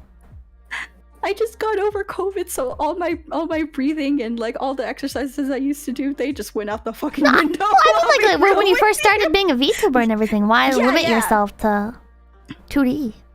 Yeah. No, I get what you mean though. It is definitely something that I should definitely consider, honestly, because I do want to. I like one dream of mine is just I do a whole 3D live, like you know the Vocaloid 3D screens that they do at like the concerts or whatever. Yeah, the projections. Show, the projection screens. I want to do something like that, but at a con, and it being like live 3D tracked where I can like do like live vocals and live movements and everything. But of course, like do it from like another like room or something so people don't perceive me. Yeah, Mika's had performances at cons. Exactly. I want to do something like that. But part of me is like, I really need to get a better 3D model. That's one thing. Mine is, I don't want to say it's trash, but it works for what I want to do for now. But I do want to improve it just a little bit more and get that little more extra detail tracking, because a lot of dances I do like to do are very like, I guess I want to say like detailed. Like, for example, I want to get like one of those like the hand gloves where they can track the hands, or get like the what's that big bar thing called? The big bar thing. Where it it like tracks you, like put it on like the dust and it tracks like your hands. The leap motion, is that what's those called? are garbage. Yeah. Don't get one of those. No. Are they really garbage? They're garbage. I have one. Ooh. They fucking suck, dude. I've only ever seen like one person be able to pull them off pretty well, and that's Kuma. But what? Mine works great. I don't think they're fucking worth it, right? Especially now they're like $60. It's like, why even bother? I heard that there's like this, I forgot the company name, but they do like full bodysuit tracking. Because for now I only have, I have two methods of doing full body tracking. I have like this weirdly obscure like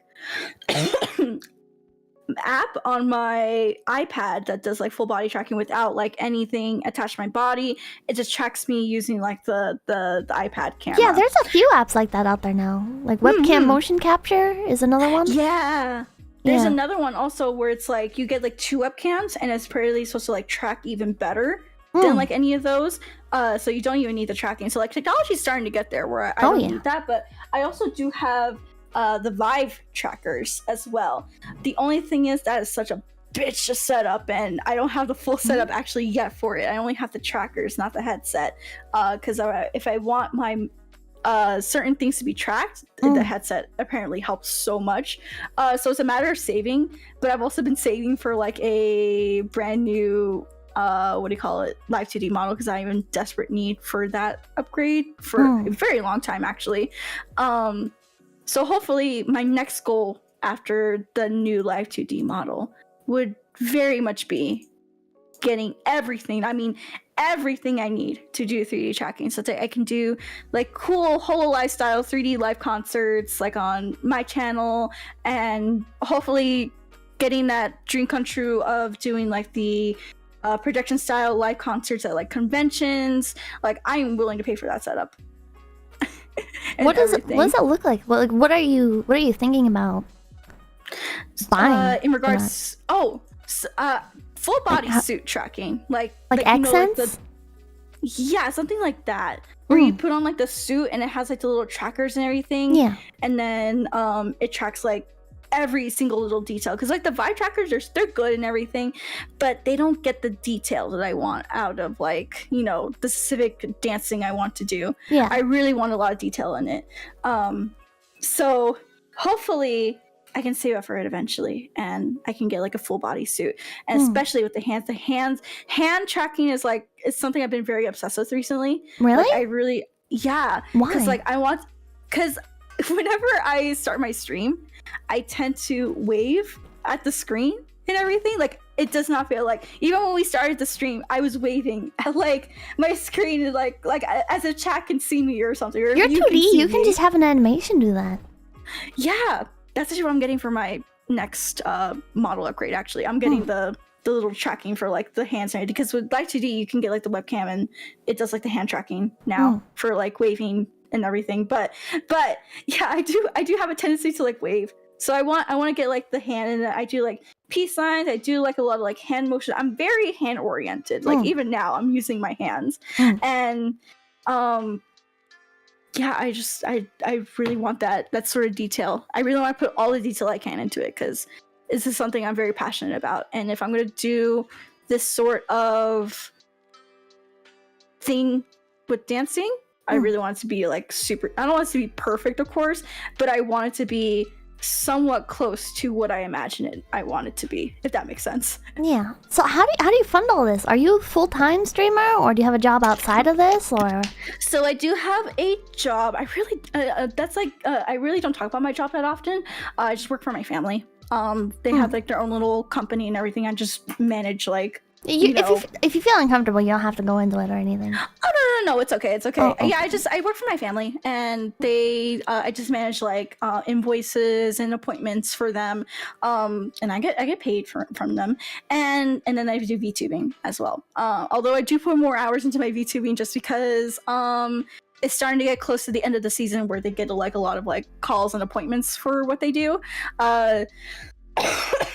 So I'm able to focus on everything here a little bit more, and of course it's my family. They're like they see that I'm enjoying doing this, and since I do make pretty much like a good income doing this as well, they're like, yeah, just you can focus on this too. Like if you need anything or if you have something to do, just let us know. Like all of our family pretty much runs this little business, so we all chip in when we can, or we chip in more when we can.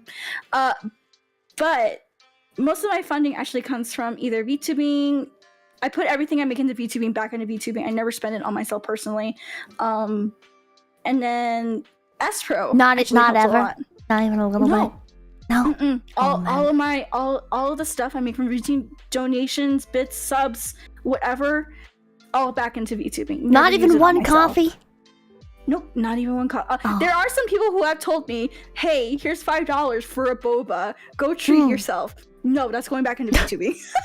What are you buying that you're investing all this money back into exactly? Or is it saving up for the suit, or?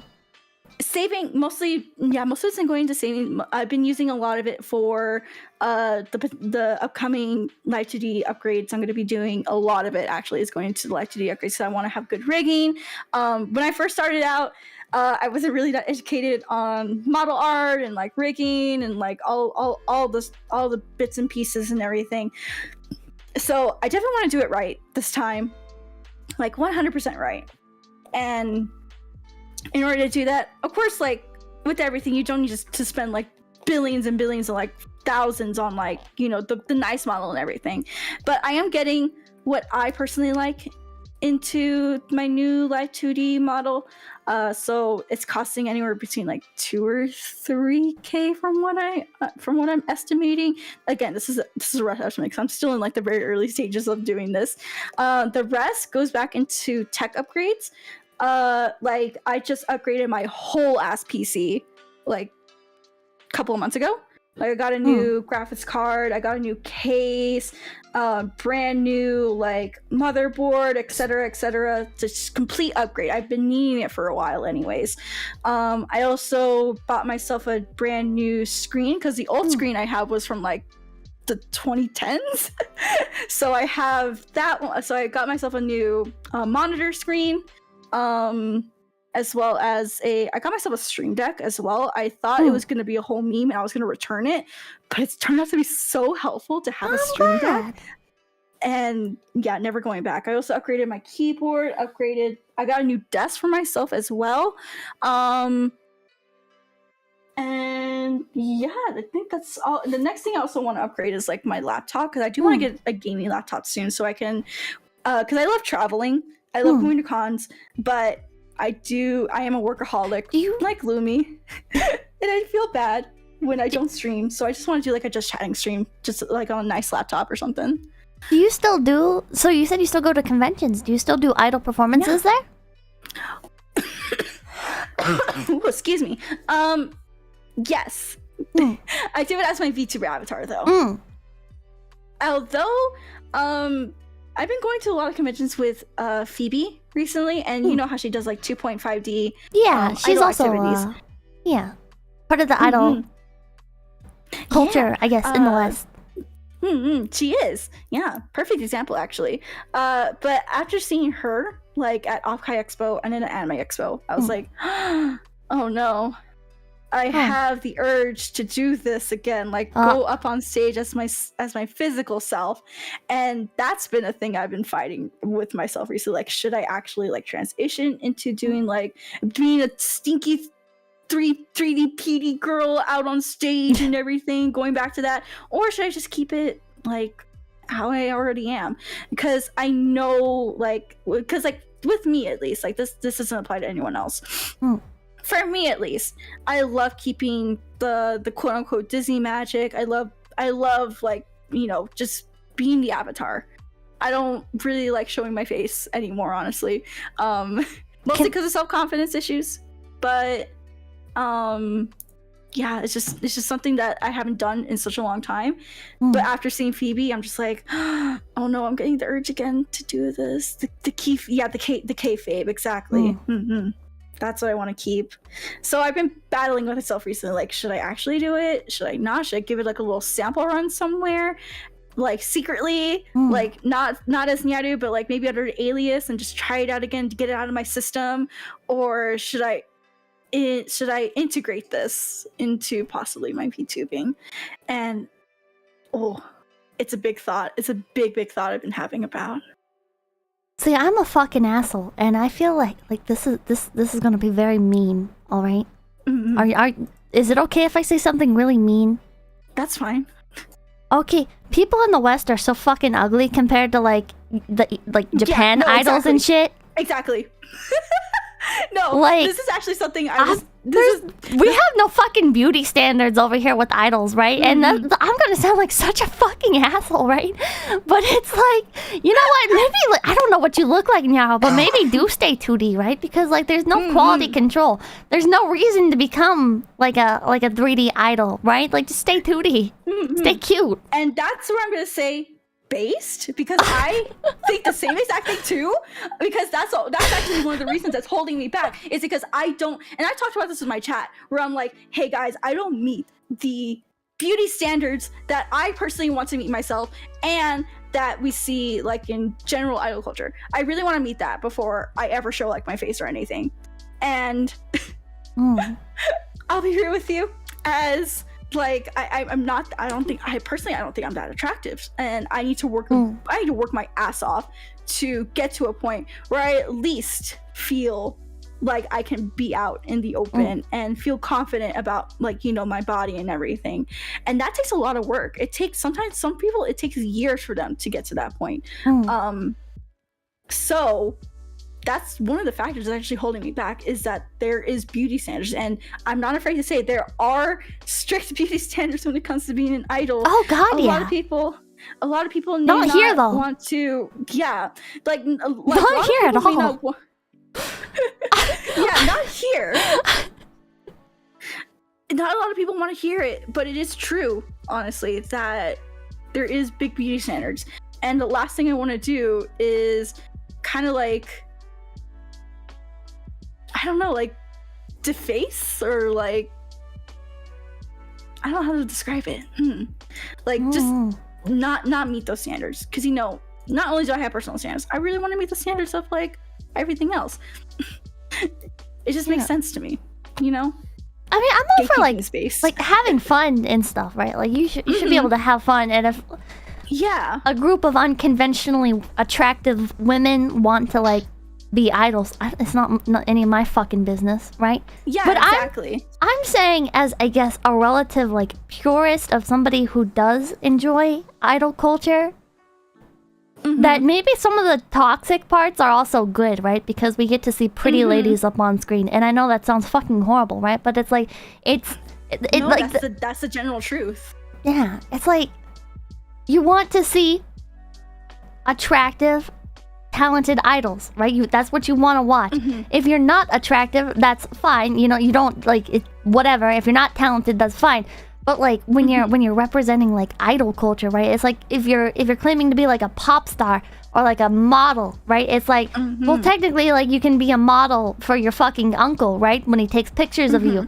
But if you're calling yourself a model, there's like standards that we have in our minds. I'm so glad you get this. I'm so happy you get this. Because let me tell you about another toxic part of idol culture that kind of relates to this, actually. So back in, like, you know Love Live, right? Like the Love Live series. A little bit. I'm not into it. Oh, okay. Well, as long as you know of it. So around the time like 2010s-ish was a thing, like idol culture started like becoming, you know, a thing. It became a thing thanks to Love Live, unfortunately. And with Love Live, of course, brought a whole bunch of cosplayers and everything, you know, people cosplaying the group and everything. But it got to a point where these cosplayers were calling themselves like actual idol groups, but they were cosplaying as like Muse or Aqua or whatever like Love Live group it was. Of course, they would put on the wig, they put on like the costume and everything. So are they like LARPing, or are they like actually like trying Yes. to? Oh.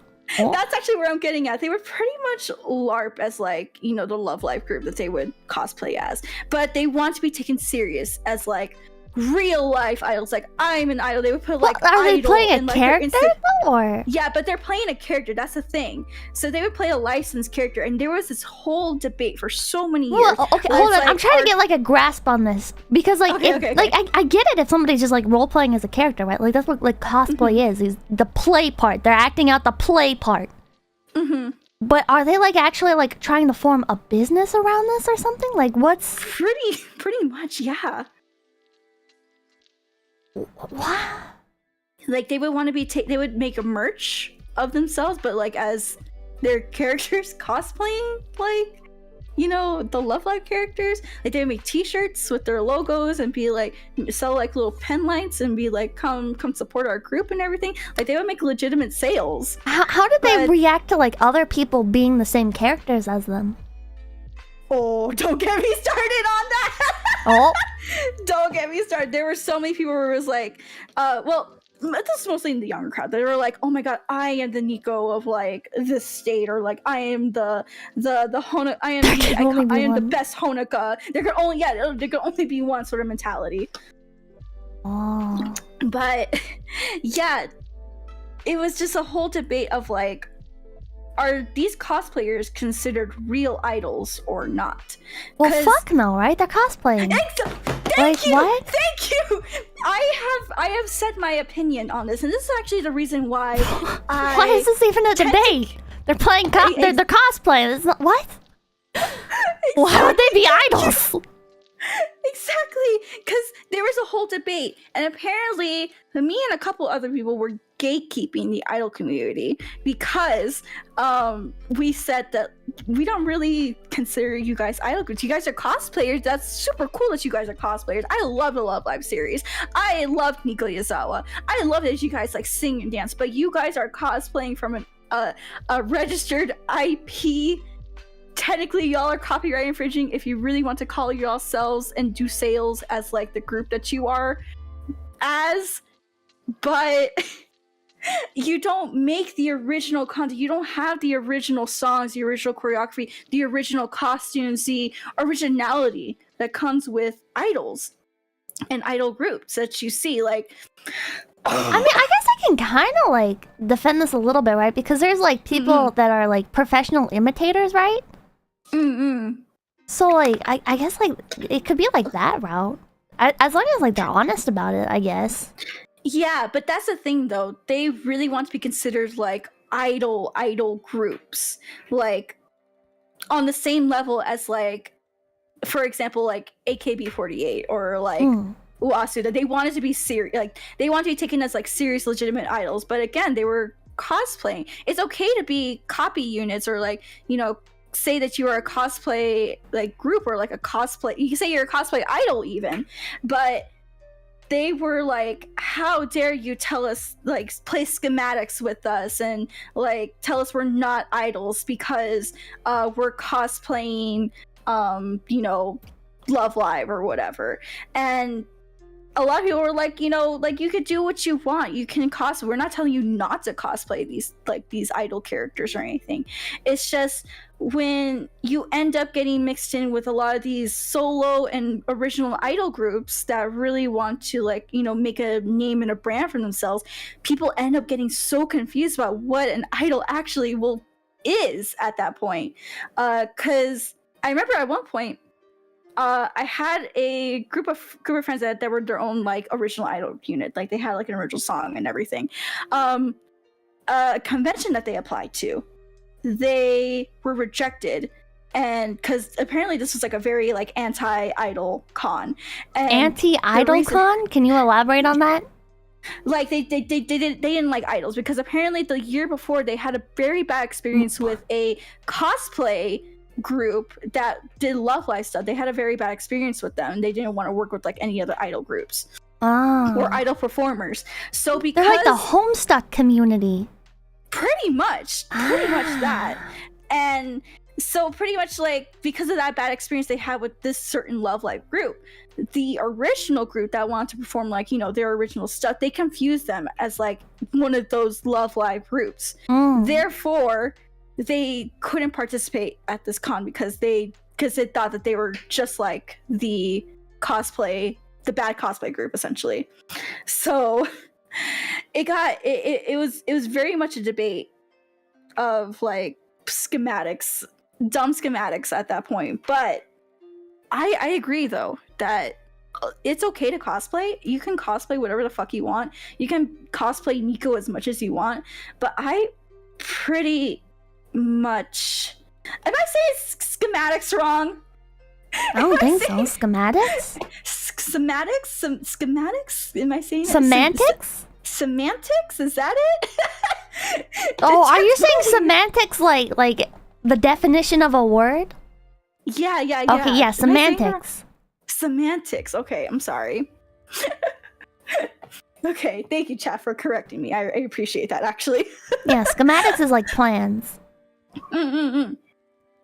Thank you, guys. I appreciate it. Sometimes I'm just a fucking idiot. It's like COVID brain damage, you know? Well, speaking of speaking English, do you speak any other languages? A little bit of Spanish and a little bit of Japanese. I wouldn't say I'm fluent though. Enough to order food and go shopping. What skills like would an idol in the West have generally? Oh, excuse me. Essentially the same as like, you know, singing, dancing, you know, being able to create like original content as well, because there is like honestly they're just content creators at this point, except the content that they make is live up on a stage versus like a stream, if that makes sense. Can anyone call themselves an idol then? Like it doesn't matter like what skills you have? The main focus on being an idol is just being able to sing and dance. That's how I personally define it as someone who's able to sing, dance, and they have like, you know, this sort of aura energy that like, how do you describe it? Like the never, like the girl next door sort of feeling, where it's like they're very relatable, but like the aesthetics of an idol, like, like the aesthetics essentially. But you still considered yourself an idol when you couldn't sing at all. Yeah, I still consider myself an idol, because the great thing about idol culture, and the thing that makes it so different from any other entertainment space, is that idols grow. And pretty much when you see a J-pop idol, you see them grow from someone who possibly can't dance too well, someone who possibly can't sing too well, to someone who can. You watch the growth process of them becoming like that good singer, becoming that good dancer. That's the selling point of most idols, I would say, is being able to watch that go. Because when, like for example, when you see a K-pop idol, they're already perfect at singing and dancing. They already know like the routine like by heart. You see, like they do everything perfectly. But the one thing that just again draws me to idols is just like they're able to not be perfect, and you can cheer them on to becoming like that very like talented person you really want to see them grow as. And that's where, you know, the fans come in, they support them, like either financially, like through general support, just being there for you, or whatever it may be, any way you show support. It's character development. Exactly, it's that character development that you just, it's just so, it drives me in every time. It drives me in. Like, for example, actually, I'm going to use you, Pippa, as an example. For a long time, I've really wanted an original song for you. I was like, when is she going to get one? When is she going to get one? So the moment... I didn't need one. I'm not a singer. Either way, though, it was such a development point for me as like a fan of you, because like, oh my gosh, she has like an original song. I can like share this with like people who like enjoyed like music and everything, and then I can learn this at like, I don't know, karaoke or something, and like sing this at I know, I'm so fucking cringe. onegai. No! Stop it! Oh my god. But you are like, you're the first person that just came to my mind, because like that was the feeling I got. It was like I got that character development from you. While you may reject it, it was such a big moment for me seeing you get that song. So it was like, oh my god, yeah, it's so good. It's character development, yeah. Oh my god. But like, isn't everybody like a work in progress, right? Like whatever somebody's starting point is, right? Like that doesn't. They're not like perfect immediately. Like they might present themselves as perfect, right? But you're still like watching them develop and grow. So why, like, does that define an idol? It's because like you see it versus like, you know, like for is it like a crafted story? Like is it something that's like being sold to you, or? Yeah, no, exactly. That's what it is. The growth of seeing that person, because a lot of your growth is going to be put out publicly versus like, let's say, like, you know, who would be a good example of this? So let's say it was random celebrity in the West. I don't know, Kim Kardashian. That's to be my example. I don't like that example. I know, I don't like that example either, but that's the first thing that came to my mind. I hate her so much. Oh my god, I can't stand her. But that's the only example I can come up with in my mind right now. Should idols hate people? That depends on like their gimmicks, actually. Because that's not very pure, right? Like hating people's not very pure. No, it's not pure at all. But like I said, there are alternative idols where let me talk about the alternative idol scene, actually. Oh, okay. This is my favorite. We're pivoting. Yeah, we're pivoting. It's okay. No. This is actually a lot more interesting. Alt idols, they pretty much like smash the standards of like what idols are supposed to be. So when you think idol, like we said earlier, you think cute, so good, so like, you know, girl next door. No, these bitches are fucking metal as shit, okay? Like baby metal? Some, yeah, like they most of the time they date publicly. Sometimes they do their biggest gimmick for like alt idols is like very weird events, or sometimes they'll even like do like stage diving and they'll like crowd surf as well. One of my favorite things, I love to bring up this specific instance of like alt idols. There was this I think she was a solo alt idol, or I think it was a group, I don't remember, but they wanted to do a kissing event with their fans. So like the fans would be able to kiss it. Yeah, a kissing event. So they sold like their CD, and then like in the CD came with like a little ticket where you can like sign up to like go to like this kissing event, okay? That's how you get AIDS. But here's the other thing. So they didn't get AIDS, and here's the reason why they didn't get AIDS. So the day of the event, you know, everyone's there, everyone's excited, like, oh my god, I'm gonna kiss this idol, I'm gonna kiss my Oshi. They come out in hazmat suits. They come out in fucking hazmat suits, and they pretty much just troll their whole ass fan base. And so they got to kiss them, but they had to do it like, you know, through like the and the hazmat suit was like, what do you call it? You know, it was like a very one of those thick ass ones. I fucking imagine it's a hazmat suit, like. yeah. But they kissed it like on the cheek or whatever, and then of course like they would wipe it clean and everything afterwards. I just thought that was like so fucking hilarious. But that's like one aspect of like alt idol culture that I really like, is that they love to troll their fans.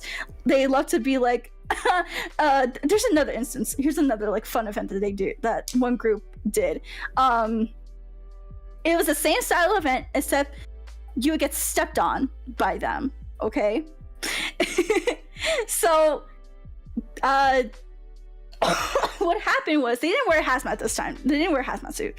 But what happened was at the end of the live, all the fans basically got in a whole row, like in front of the stage, and she performed I think it was like I think she performed like an encore or like did a song or something. But she used pretty much like her fans as like a little extension of the stage and just started like stepping on them like barefoot and everything. But they had to like kneel down in like that dozega pose almost, and they couldn't look up. They had to like stay flat on the ground. They couldn't move their heads or anything. They just felt like the idol's feet, like just on their back. Essentially, they got a free back massage from their oshi. Where can I buy tickets? Where can I buy tickets to this? If you find like a really niche alt idol group, like in the underground live house, most of the time, there's very niche groups that do like these silly events because they mostly do it for like social media promotion or like to do like a viral video. But I mean, I would love to have a Pippa stepping on event. Like Pippa can step on me. Would love to have that. I feel like I know you too well now, though. That's like crossing a line. That's a boundary that's being crossed there. I don't know about that one. Jesus Christ. What the fuck? Oh my god. There's much more crazy. There's a lot of crazy events that happen in like the old idol scene, but does that happen in the West though? In the West, no, you would never see that unless like some alt idol group just comes out of nowhere and they're like, we're gonna do like the same exact like crazy sort of like fan meet silly events. But with I guess like with COVID and everything, it may not be like as like I guess like allowed by like anime conventions or whatever to do that sort of stuff because actually, fun fact, I wanted to do like a virtual like handshake event or like some sort of handshake event at Offkai Expo. Unfortunately, I couldn't do it because of COVID reasons. But I essentially wanted to like stick up my hand at like through a little curtain and have my Live 2D model going and being like, oh my god, nice to meet you, and a handshake, like you see my hand and everything. There was another VTuber that just did that, right? Who was it? Because I feel like I heard about this too. But yeah, I don't remember. I think this just happened. I want to say Kiara also talked about wanting to do something like that too, but I don't remember like exactly because I do remember hearing about that. But I've always wanted to do like that sort of thing. It feels like my general like consensus, I guess, so far on the Western idol community. And this is gonna sound mean. No problem. But it doesn't really like feel like idol culture over in Japan like at all. And in like a almost like a weeb pretending to be like an otaku kind of way, right? Like it's not like it's almost like artificial, right? It kind of feels like a bunch of like people like playing pretend. Yeah, that's what a lot of people do see this. A lot of people do see it as that. So you're not wrong in your opinion.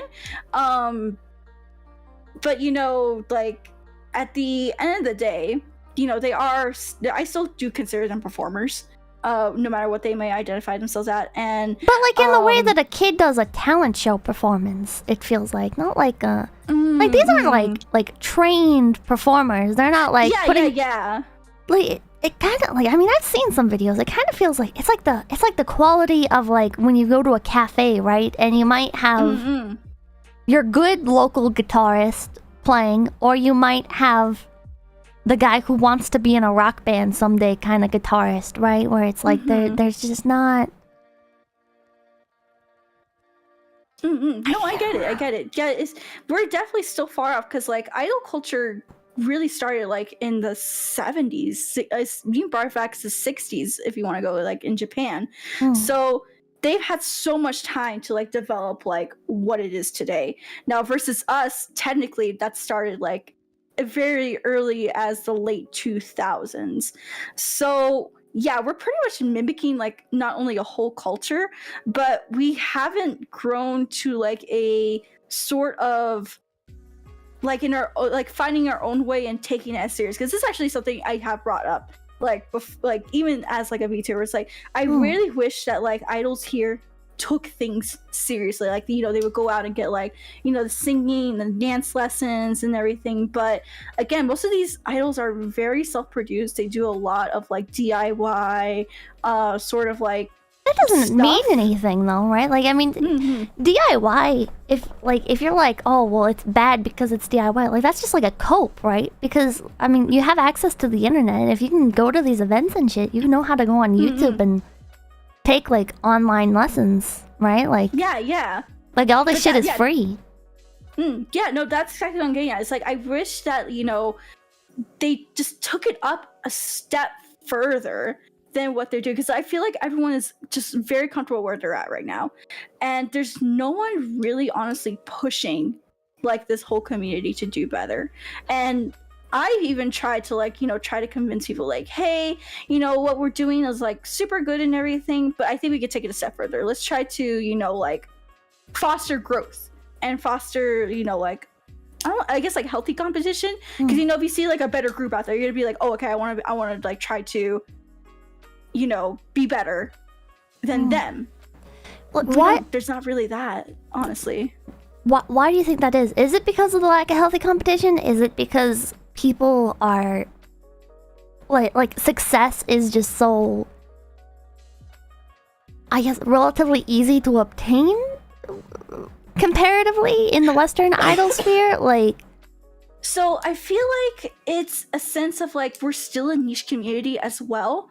And there's not a lot of payback, if that makes sense. Like, no one's really getting paid to do like all this. There's also not really anyone that's like kind of like funding all this aside from like, you know, like your fan base or whatever. Like, there's no idol agency here in the West. Like, yeah, we have VTuber agencies, but most VTuber agencies won't hire like real life, you know, idol groups or like solo idols or whatever.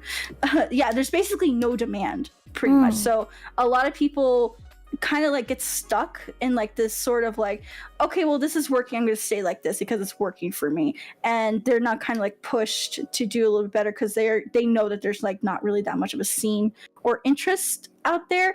I think VTubers has definitely helped, like, you know, bring in that interest to idol culture, but now it's like convincing like those same people who heard about idol culture through VTubing to check out, like, you know, those real life solo idols or idol groups that are either in Japan or here in the West. And that's very hard to do because of course everyone loves their fucking anime. Y'all are fucking weeaboos. Shit. I like, mean, and why would you, right? Like, it seems like idols tend to be less in the West. Idols in the West seem to be less talented than VTubers, right? Like, VTubers can just like pop on a fucking model. It doesn't even need to be their own model, and they can just like start singing and shit, and you get all these talented musicians, these people who are talented artists, right? And they just become a VTuber, and it's like, well, why would I go through the effort of watching an idol when I can just watch a VTuber from the comfort of my living room who will provide that same growth arc, character growth arc that an idol would? Yeah, and that, honestly, I really think VTubing, like, not to sound mean or anything, has been contributing to a little bit of why the idol community here in the West is also sort of dying in a way, because I have noticed some of my idol friends have started doing VTuber activities like in the past year, and, you know, of course they're taking off and they're doing so much more successful now. That surprises me, honestly. I don't know if it could be just because people are fucking weeaboos and you like the 3D anime girls or whatever, or 2D anime girls, but it's just, I really hate to admit it, but like idol culture in the West is starting to become a dying sort of community. We're really in like either our hibernation or sort of dying phase, and I really hate admitting that, but it really is becoming something like that. And is there even a place for it in the West though? Like you're sad about it, but like, it doesn't really seem like it's nowadays, especially with VTubers. I'm just like thinking about it honestly, there may not really be. Like, like the thing is, I'm the type of person who loves like to go to concerts and everything. I love concerts so much. I love going like with my glow sticks and everything, and like doing like the cool wota chants and whatever. I personally like that, but it's very like, it's still very hard to come by. And when you do come by it, it's like, it's not as packed as it used to be before VTubers. When people were like, I guess like when VTubers weren't around, people would go to like get that idol fix from like those idols. But now that we have VTubers, they're so accessible. Versus like, for example, let's say you like I'm in Texas. Like I'll use me as an example. Like I'm in Texas, okay? Okay, because I can't say where I am. So like, because I'm probably going all over the place, man. I'm so sorry about it's that. It's okay. But like, for example, let's say I'm in Texas. Like you can only go see me in Texas. Like I'll probably only be staying like locally in Texas. That's how most of these idol groups do function, by the way. They don't really go out of like their what do you call it? Their local area. If they do, it's to like a neighboring like big city in their state or something. Not a lot of idol groups do make like trips to like Anime Expo or like a con in like a big con in like New York or something. They stay local, and because of that, they only have that local fan base, and they can't really grow. Therefore, they don't get that access. I mean, to, like they could grow, those eyes, right? Like I mean, the internet is a thing. There's no reason. That is true. There's no like even if their performances have to be contained locally, there's no reason that like especially with the rise of live streaming and musicians doing live streaming, if you go this is one of my favorite parts of Twitch. I barely watch fucking regular streamers on Twitch. The bulk of my time spent on Twitch is in the fucking music category because you have all these amazing musicians just sitting there for hours singing. Doing fucking like ASMR singing, doing fucking shredding on a fucking guitar and shit, man. Like these people taking live requests, like it's like you can. I feel like you can really be successful as an entertainer, and if you want to brand yourself as an idol, there's plenty of room to do so. I mean, like especially like the anime community is very popular in the West, and there's a lot of overlap with other aspects of otaku culture. So I don't like you look at like Ken Ashcorp, right? And he makes music. He doesn't do it like idol branded, but it is like got a lot of anime focus. No, I agree with you. And that's one thing that's like I feel like just idols just aren't adapting to the times. And that's another aspect I can see as like a big downfall of why it's a dying sort of thing in the West. They're like I just why do you think that is? I just honestly I really just think they really want to stick to tradition. And as but much they're as already not sticking to tradition, right? Yeah, that's the thing though. They're like half of them are fat. You might as well. Like I don't want to be an asshole, but like no, you're right though. If you're not gonna already stick to tradition, you might as well just go all fucking out and like do things that are like out of the norm.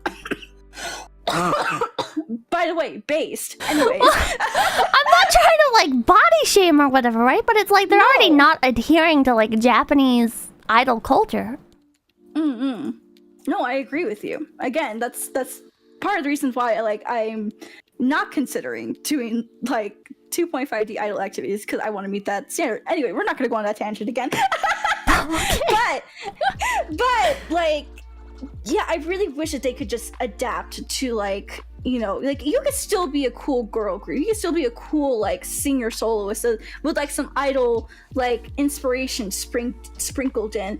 But I feel maybe people are just like too much wanting to stick to traditional aspects and they don't want to try new things or like branch out into newer forms of doing idol activities.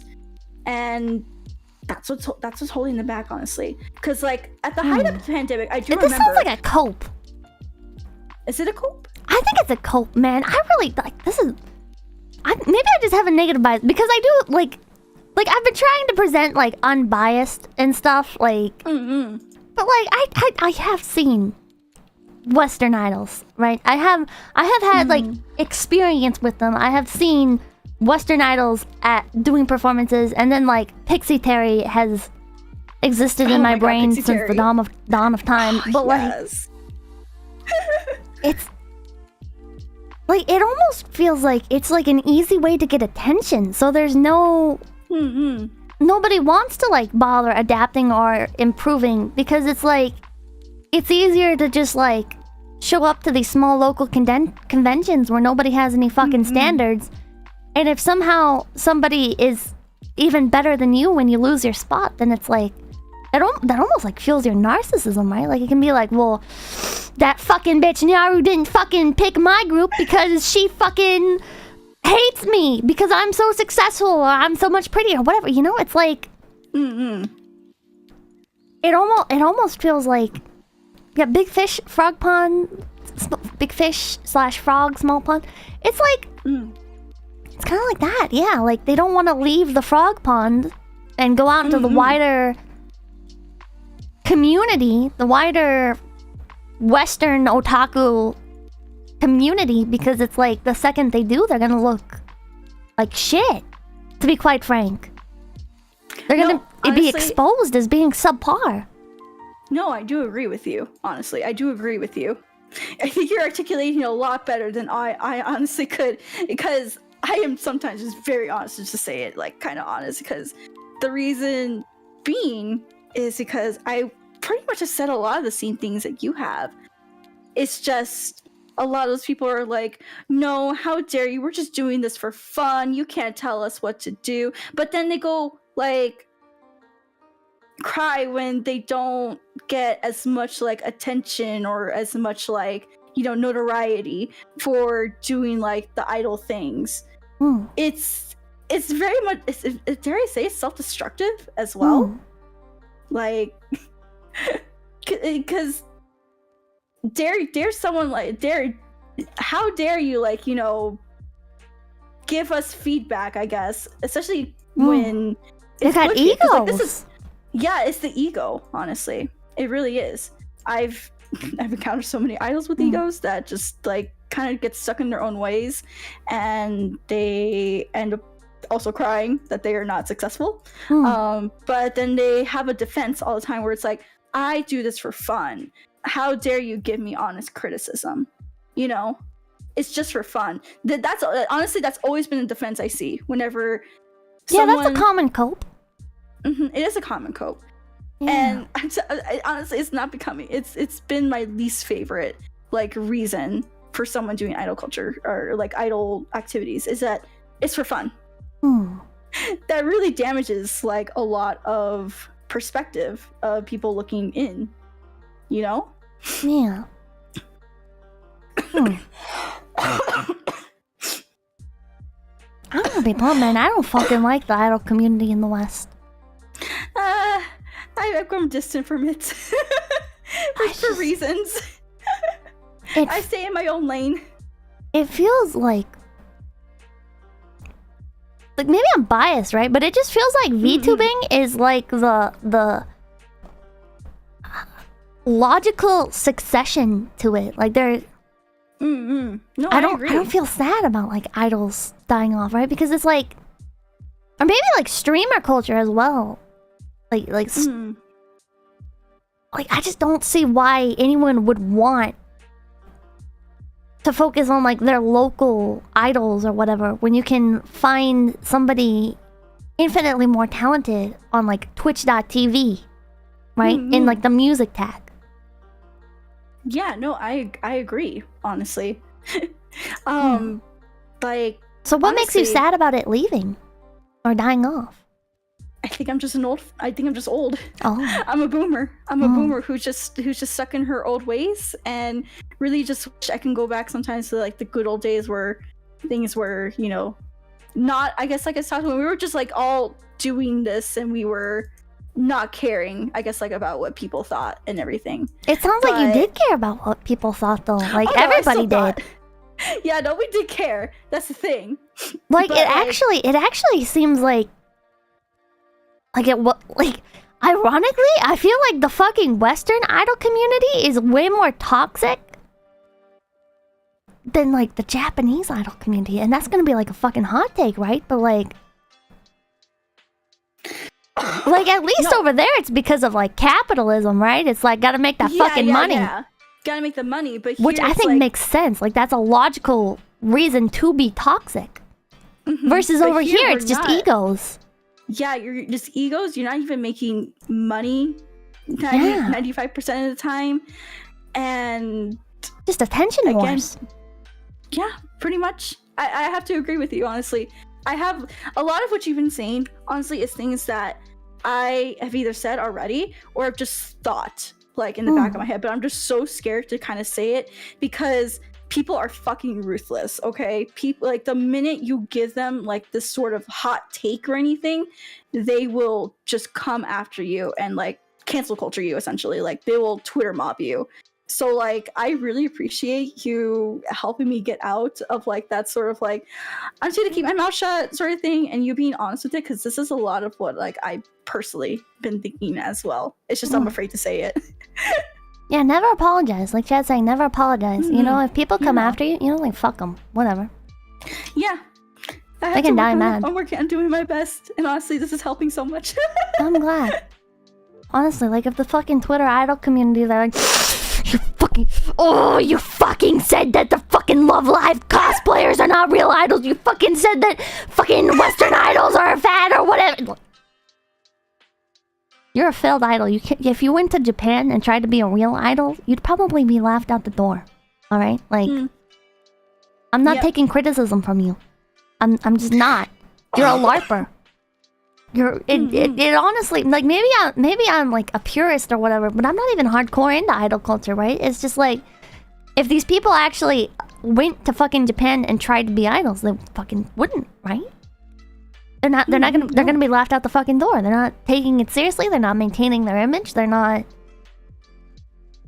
trying. So why are their opinions on the situation relevant at all? No, you're right. Honestly, you are. And this is something I need to be told because, you know, like I said, I've just had so many people, like, come after me for, like, again, saying these same things.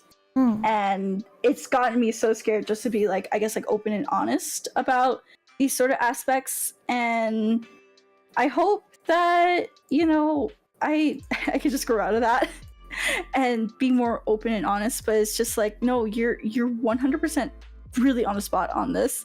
And again, I just appreciate you saying it because then I'm just like, man, I'm not crazy. I'm not really crazy for thinking this, right? I feel weird saying it because, like, it feels like you have a very, like, sanitized approach to discussing it, and it's like, I don't know. Yeah, I think it's just I'm a boomer at the end of the day. I'm really just like, I want to go, like, I really just want that feeling of, like, you know, doing the good old days TM, not like the toxic good old days. I'm talking like when I first started out and everything was like kind of a little bit nicer than what it turned out to be in the end. And yeah, I'm just an old boomer. I'm an old idol boomer essentially. So, like, this is honestly been so eye-opening. Like, maybe what I've been thinking is right and I'm not crazy, and like, we really are a dying breed. We're turning into VTubers essentially. I think we're crossing over into VTubing, and it's been a lot more also helpful.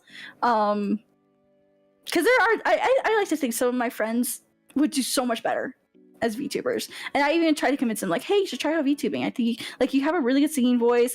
You are really, like, cut out for this. I really think you are. You could be a really great streamer. But they're like, I mean, those skills transfer well, right? If you can sing, if you can dance. Like, the dancing part's a little bit more of an investment, right? Because you have to buy, like, the Vive trackers or the headset, whatever. Like, you do have to invest a bit more into that. But at the same time, it's like, that means you have that much of a head start above everybody else who's doing this. Like, yeah. It's just on them to make good on it. If they actually are talented. Yeah, like, I know so many great singers out there, and I've told them, like, you should really try out YouTubing, even if it's like with like one of those booth models or whatever. Like, give it a try, see how far you can go with it. I'm telling you, it's like it's really, really great, like, you know, way of still doing idol stuff, but, you know, not having to worry about, like, I guess, like, that, you know, the looks aspect, because there's gonna be people who probably like look up like old pictures if they find out of like who you're like what your old alias is or whatever. Like, but that's not gonna fucking matter to you. You're now like a VTuber, and people are gonna see you for your VTuber first. And I just don't know how to convince them to like just come over to like the dark side or whatever. But it's just that I think they're also like purists, like egotistical purists in their own way as well. Or you're just like, I think I can still make this work. I can make this work, guys. I can make it work. They're coping essentially. I just don't think there's a place for them here, man. Have you seen those videos where they do like maid cafes and shit, and you have like you have like these like 4 out of 10 girls like working a fucking maid cafe at a convention, right? And it's like wearing cheap ass cosplay they got off fucking like Amazon and AliExpress, and you're just sitting there like who does this appeal to? See, like I used to be part of maid cafes. I'm sorry. Like those. They're so fucking cringe. Okay. I know. It was all cringe. But that's also what made me realize, like, it was part of my growth process of realizing that I don't think this is gonna work out. Like, you know, because like it's one thing to, you know, like I guess like observe it and be like, yeah, this is not gonna work out, but to like actually be involved in it and then like see the process go on behind the scenes and everything, and then you end up doing like the actual thing, and it gives you like a whole new like yeah, they're having fun and everything. It looks okay, but at the end of the day, like 90% of like the con maid cafes are very poorly done. And trust me, I've been to many because like I have friends that work there, and you know I want to support them, but and then I get like this cheap ass dessert that was like made like the night before. It's like poorly done, and I'm just like, huh. Well, like it makes everything else look bad. It makes everyone else look bad, right? Like it's like when you do this kind of stuff, like I'm not just being an asshole just to be like an asshole, right? It's like when you do this kind of stuff, when you put out this low quality product, you're making the rest of the fucking community look low quality. That's just, which I guess is fine for like local events and stuff, right? But if you're like, the second you like present it as serious, I guess, right? Like it's one thing when you're doing it like, I guess in your like very contained local community, your convention has like under 1,000 attendees or whatever. But the second you're doing it like in front of like conventions where you've got like fucking Crunchyroll and other like big sponsors there, it's like, I don't know, I feel like maybe I'm an asshole, and I guess a lot of people would say, well, like, why does it even matter? But I just feel like it kind of makes like the rest of the anime community look like a joke almost.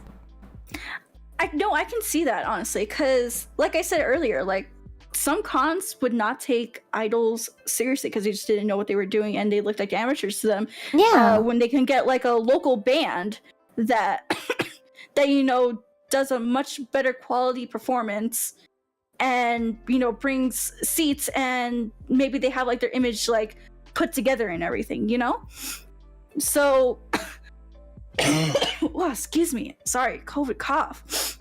It's totally fine. God, I lost my train of thought actually. I lost my train of thought. That cough made my brain go fart. It's fine.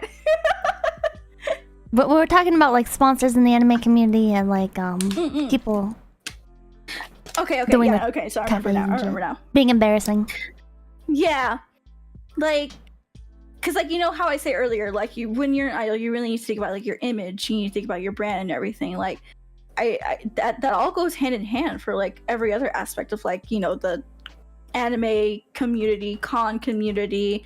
And when you have like I guess like these like for example Anime Expo, do you really think they're gonna bring like, I don't know, what's something that's like kind of cringe and like very very local-esque to like a local event?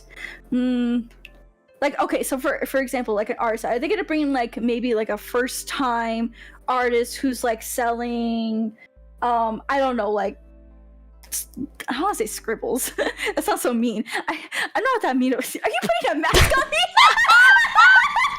You're coughing just a bit too much. I'm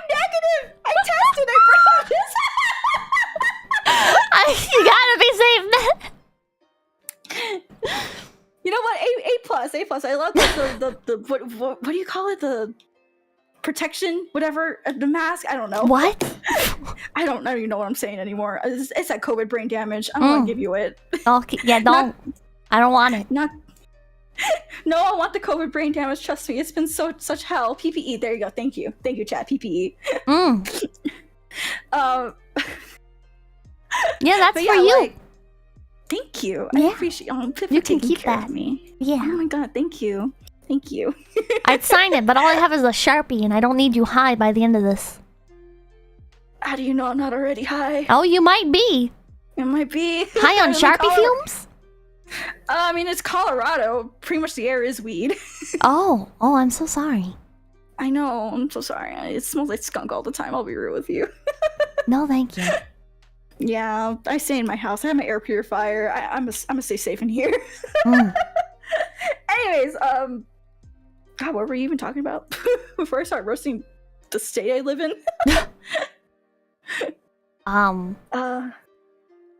I forgot as well because I was bringing up the pantry. Fuck, man. Chat, where were we? Where were we? Please tell us. That's why this is live, so you guys can remind us.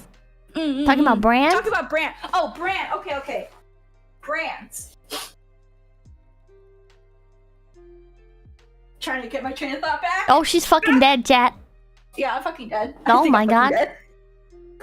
Okay. Yeah, for Anime Expo. Okay, thank you, chat. Anime Expo. For example, like they're not gonna bring like a like a artist who just started doing art, and they print out like their prints on like a printer paper or whatever. Like they print out their art on printer paper, and then they bring it, and then they don't even have like a planned like setup or anything, or they don't even have like a brand, sort of like when compared to, you can bring an artist who has like the quality keychains that they make before the con, the prints, they have a variety of products, they have like the name and the brand that they've already made for themselves, they have like the following. Like, who would you pick out of that? Essentially, you want to pick the more quality artists to have in your artist alley, so that it drives more people into the artist alley, that then helps out other artists in the artist alley to get like checked out as well.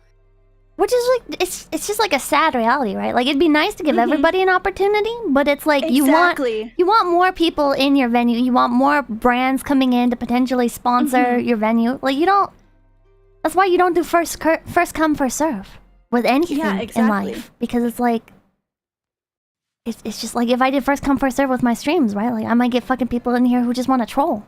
It's like, well, I need some sort of quality control. So why don't we have this with like the idol community in the West? Yeah, like there's nothing stopping you from improving yourself. Sorry, I didn't mean to interrupt. It's just like, it's not like it's not like it's anyone's fault but your own that you're not good enough. And I know that sounds like an asshole thing to say, but like, speaking as somebody who, like, I'm not a fucking good singer, right? I got rejected from so many fucking VTuber companies. I have like a fucking list, man, of fucking VTuber companies who are like, the fuck?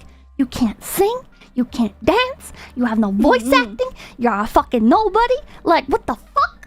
Right? And whose fault was that? That's my fault, because I didn't better myself. I didn't have a higher level of quality to present, right? Yep. And that doesn't mean I'm entirely bad. It doesn't mean that I didn't have potential, but it's up to me to go through with that, to follow up and make the most of myself, try to present myself in the best manner possible. And you nailed it right on the head. You nailed it right on the head. It's revenge. I really just no revenge. Let's go. Target. Which ones were they? I'll go after them. Let's go. No. But yeah, honestly, like, maybe saying it that way, that maybe maybe looking at it from like at least like the idol culture perspective, there's no one really just pushing anyone. Honestly, they don't push if they're not gonna push themselves at the same time. What makes you think they're gonna push like each other? I guess like to do a lot better than what they're doing now. So it's not only up to like, you know, the community to like push each other, but it's also up to themselves to push themselves. So Yeah, personal responsibility, like someone in chat said. Yeah, personal responsibility. Because like, I mean, I'll be real with you. I've been wanting to release an original song. The only thing is I want to be sure that it's going to be a good quality product that I bring out. Like, you know, I want to work on my singing before I make an original song. I'm not going to make an original song when, you know, my singing isn't that good. But when I know it can improve... No, I like your song. Shut up. When is it coming out on Spotify, please? I'll stream it every day, I promise. Oh even if I'm the only one. Okay. Anyways. Yeah, like if I want to create that good original song, I can have like, you know, the best like music producer. I can have the best lyrics. I can have like the best like visuals for it, but what makes the song great is going to be the vocals.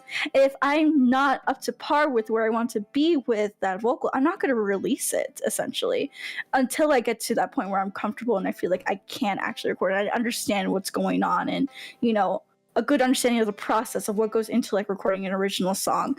Until I get to that comfortable point, then I feel like I'll be ready for that original song.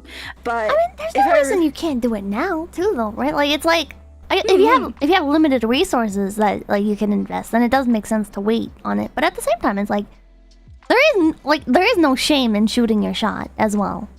That is true as well. I've been taking that sort of like approach with song covers actually. Like, I've been learning how to self-produce actually like my own like covers, like doing my own mixing, my own tuning, my own timing, and everything like that. And it's been a really amazing, great process for me to learn and also show people that I'm growing as like not only a singer, but as someone who can, you know, do cool self-produced content and everything. Like that's a lot of content that you can put out, honestly, is like you can make a stream of yourself like doing the song production and recording or doing like the tuning and the timing and everything, and then you can release the whole product and your whole chat was there to see that along the way. And that's kind of where I've just been putting a lot of like, I guess like before I make like that original song, I started putting a lot of my energy towards, so that's way, you know, when that time comes, I feel like I'll be a little more ready. Of course, like I'm not gonna mix and everything or to hire actually professional people, but it does give me a lot of perspective on like myself personally. So why not like do all the mixing and stuff on your own? Again, I just really want to be a good product, something that, you know, will represent me in a quality way versus like, you know, something that's a little more amateurish. Because again, this is... But do you have, like, the skills outside of that as well, like, back it up when you do put out the music? Like, you feel comfortable with where you're at? Like, well, I guess you said you want to wait on it, so... Yeah, I want to improve on it. I really do want to improve on it before, like, making, like, a big, like, release or anything. But how are you going to know if you're ready? I think it's just when I feel it. What if you never feel it? And that's where I think I'm stuck, honestly. Because I do worry about this. Like, oh man, like I want to do it when I'm ready, but then like I do get stuck. Like, what if I'm never gonna be ready? So, it really is like that's a good question, honestly. Thank you for calling me out on that. Jeez. Well, I mean, like I understand. Like, if you have the resources and stuff to just dump into it eventually, and you have like a quantifiable goal, I guess, like, or a reasonable goal, right? Like if you're like, well, I'm gonna do my singing lessons for a year and then I'm gonna start investing in this, right? Like maybe I'll ask my singing coach or my vocal coach, right? And I'll be like, okay, well, I'm gonna keep checking in with you. You let me know when you personally think, based on your experience, that it would be a reasonable time to do this. Right, but like, I feel like just like waiting until you personally feel comfortable. Like, that's a new perspective that I need. Thank you, I appreciate that. yeah, that's definitely something I bring up with my vocal coach, if anything. Because I know we were practicing for like the covers that, you know, or like any performances that I do. She does tell me like, I think you're ready for this. I think you're ready for this. And then I go out and actually like for the example, the I'm Not Okay cover, I did not start recording that until she told me like, you are good to go with this. You know what to do. You are good with it. And I think I should just start applying that to like original music as well. I think that might be a better idea. I mean, of course, like I'm biased, right? Because I came up with it, but like, but like just in general, right? In my experience, you know, when it comes to stuff like art, you know, people will just be like, "Oh, I'm never ready," right? People. When I did like the Vtuber Q&A, people are like, "How do I like when should I apply to a Vtuber agency?" And it's like, well, just fucking do it, right? Like, yeah, you just got to do it. Yeah, There's just some things where it's just like you have to get out of your comfort zone and just like. Literally the meme, just freaking do it. Just do it, man. Because you'll never feel like you're good enough, right? Like, especially like if you're waiting for that validation, especially, it's like it's not gonna come. Yeah. No, that's definitely a new perspective that I needed. Thank you. I appreciate it. But yeah, no, that's definitely something I could bring up with my vocal coach and tell her like, hey, after this thing that we're working on, I want to think about hopefully releasing original music, and I really want to work on it with you. And I want to know when you think I'm ready to possibly start recording and releasing it, and like what kind of aspects should I look for when I'm looking for like someone who's gonna mix this or anything like that. Should really just take more advantage. Oh, hello. Sorry, my dog just came in. Hey! Hello, Yoshi. You want to say hi to Pippa? No? Okay, you're fine. Well, fuck you too then, fucking dog, piece of shit. Hey, she said fuck you. Oh, you just ran out. Yeah, you fucking just better. ran out. Coward. Jesus Christ. Coward. Oh my goodness, I better go check on him. Very good. Not too soon, but he should be fine. My family's home, so it's fine. But, what were we saying? I don't remember. Oh, we were talking about that, like you were saying with your vocal coach, right? That you're gonna bring that up with her. Yeah, I'm just gonna bring it up with her. Just ask her like her opinions and everything, because she is a very good vocal coach. I really appreciate all the work she's been doing, and I should really just use all the resources that are given to me. I do have that problem where it's like I have so many resources, yet I feel like I have the feeling like I just need to do everything myself, because I've just grown up doing everything myself, but it just in a sort of good enough way where it just gets the job done.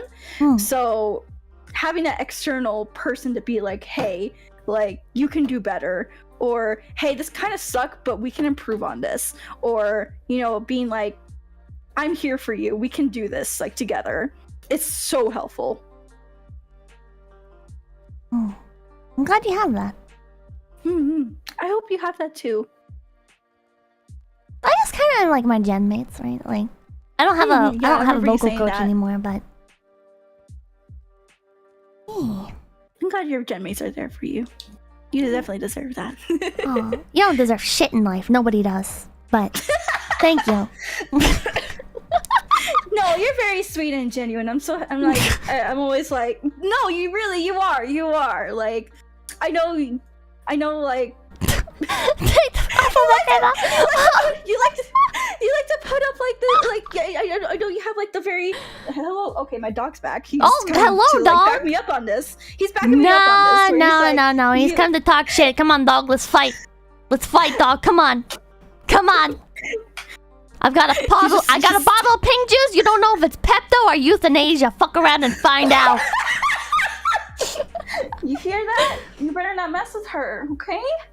Okay. All right. but yeah, no, like I know you like to put. I know you're just like. I know you like to say you're very blunt and everything. I'm gonna bring you up, lifting you up, queen. But you're very nice and you're very honest. And honestly, people need to have a friend like you. Oh, what's the? Sorry. Like sorry. You're cutting out. Oh my God, chat. You guys hear that? Discord got muted for some reason. Wow, that's wild. I wonder what happened there. Oh, that's crazy. She's talking. Oh, hello. Hi. Sorry, there were some issues there. I don't quite know what happened, but I'm glad to have you back. I'm so glad to be back too. Thank you. Yeah. So we were talking about like idol stuff. Okay, we only got like we got like 25 minutes left. So let's get juicy, man. Let's talk about like Okay. get juicy. Okay, do you have any more fucked up stories from your time as an idol? Fucked up stories. Let's see. So I can talk about the girl that, because like I was semi-connected to the girl that like burned her t-shirt and everything, like the idol group that she was in. So the group leaders of that were cosplayers. So this is where that cosplayer versus idol debate comes in. They were very outspoken about me being a very toxic gatekeeper, because how dare I say that cosplayers aren't technically idols because they're cosplaying from like IPs and everything. And I used to run like this cute little Discord community. Okay, it was mostly aimed for like original idols, because there was a lot of cosplay idol sort of discords and everything where they had like their own spaces and shit, but we wanted our own space for like our own original content creation, original idols doing original music, choreography, everything like that. And we wanted Discord kittens. I know I groomed my own Discord kittens, trust me. You groomed your own? How many? I want to say Tree Fitty. Nice. Tree Fitty. And a Loch Ness Monster? Yeah, and a Loch Ness Monster. Nice. But yeah, I had my own, like, we had our own like cute little community. Essentially, it was just for like and it was also a way to connect like musicians and everything who were interested in like idol style music, and to work with like all these other like idols who want to get in contact with them. It was pretty good. But we had like a strong like, hey, this is just for like original, like people who are doing original content creation, not really aimed for cosplayers, but you guys are more than welcome here to like have like the resources and everything, and just to stick around and see like what's up and everything. So at one point there was way too many cosplayers coming in. They were kind of like ruining not the vibe, but like the sort of like intention of the whole Discord. And eventually we were like, okay, we're gonna be a little more strict and tell them like, hey, we love y'all, but this is strictly for original content creation, original songs, choreography for idols. So please, like, keep the cosplay talk a little bit down. Or like, we're not gonna allow it as much anymore because it's taking up way too much, and we don't want it to. The whole intention was not for cosplay; it was for original people. So they did not take that kindly at all. In fact, I became a meme within the community. Yeah, because somewhere in our statement we used the word condemn, and I came up with like that verbiage. Like we condemn the use of like not like condemn like cosplay talk, and like keep that just no, not in here, because we were just sick of it at one point. And they're like, so a whole bunch of cosplay idols started like taking like this little cute glitter text like gif of the word condemned and putting it on their cosplay photos, and making like a whole social media like charade about it. because we used the word condemn, and they were like, we're not allowed to exist apparently because we are cosplayers or something. Yeah. No, don't do it, chat. That's so traumatizing. Bringing up my old trauma. Let's fucking go. But it's okay. We know it's all good fun. But then there was like a whole Discord debate, like whole argument, and they were like calling us like very nasty names, and like being like, oh, you guys are gatekeepers. Yeah, all over our Discord group, mind you. Just like a local one, or? No, this is for like pretty much anyone. Anyone around the world could join it. Oh. Wait, how big was we had this? like 500, 700 members, I would say. So this is a baby Discord. It's not even like anything. Yeah, this is a it's honestly, it was so baby at the time. Wow. It's grown a lot more since then. But the fact that they took this like so personally, it just like, it was like, come on, like, you have like, there's so many other resources out there. There's so many other like little Discords you can go to, yet you choose to really want to be in this one that's not even catered to you, but you're forcing us to cater to you. And then of course, again, learned my lesson from then that, you know, not to apologize or anything and not to like give in to like those kind of people. Because they'll destroy your community. They don't care. Yeah, no, that's what they did. Because they pressured us so much to apologize and be like, this needs to be for everyone. It needs to be for everyone. And yeah, we made that mistake of apologizing and giving in to them. And oh, you fucked up. Yeah, we fucked up. Never apologize to everybody. Exactly. Again, I learned that was a really big lesson I learned during that time. And wait, you still I apply have it to this, myself right? today. No, I'm not a part of this. Oh, you don't have the Discord anymore? No. Oh. We hand it off to completely different people. Yeah, I would too. Get my fucking name far away from that shit. Oh my god. Yeah, exactly. That's exactly what we did. But but they specifically targeted me and then another old friend that I used to have. Unfortunately, like the old friend was like it affected her so much that she just like completely like kind of like left from the internet. And has not come back. And she still kind of struggles with like what happened during that time because it affected her really, really badly. Well, like what happened? Like that's a very extreme reaction.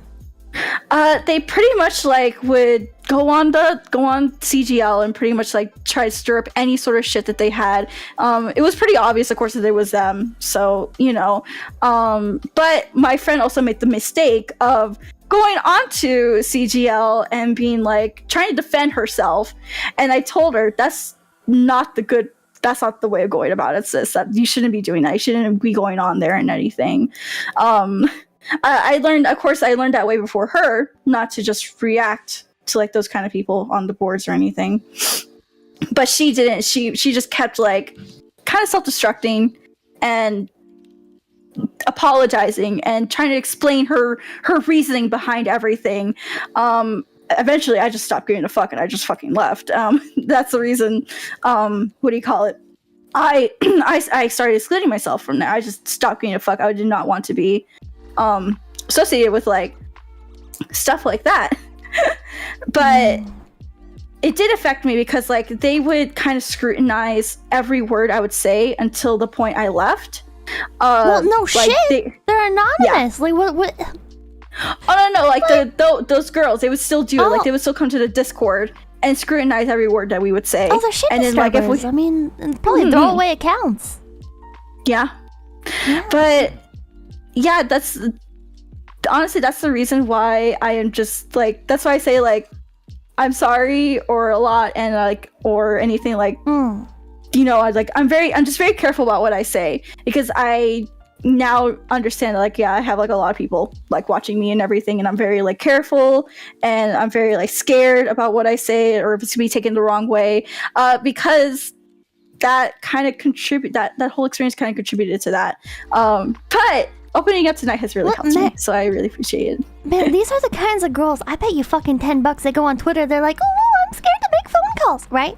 Speaking as somebody who does go like, oh, I'm scared to make phone calls, right? Like the fucking bitches, right? Like you could fucking like beat us down, right? And then just be like, it's funny like, because right? Like, you don't have to fucking apologize to people like us.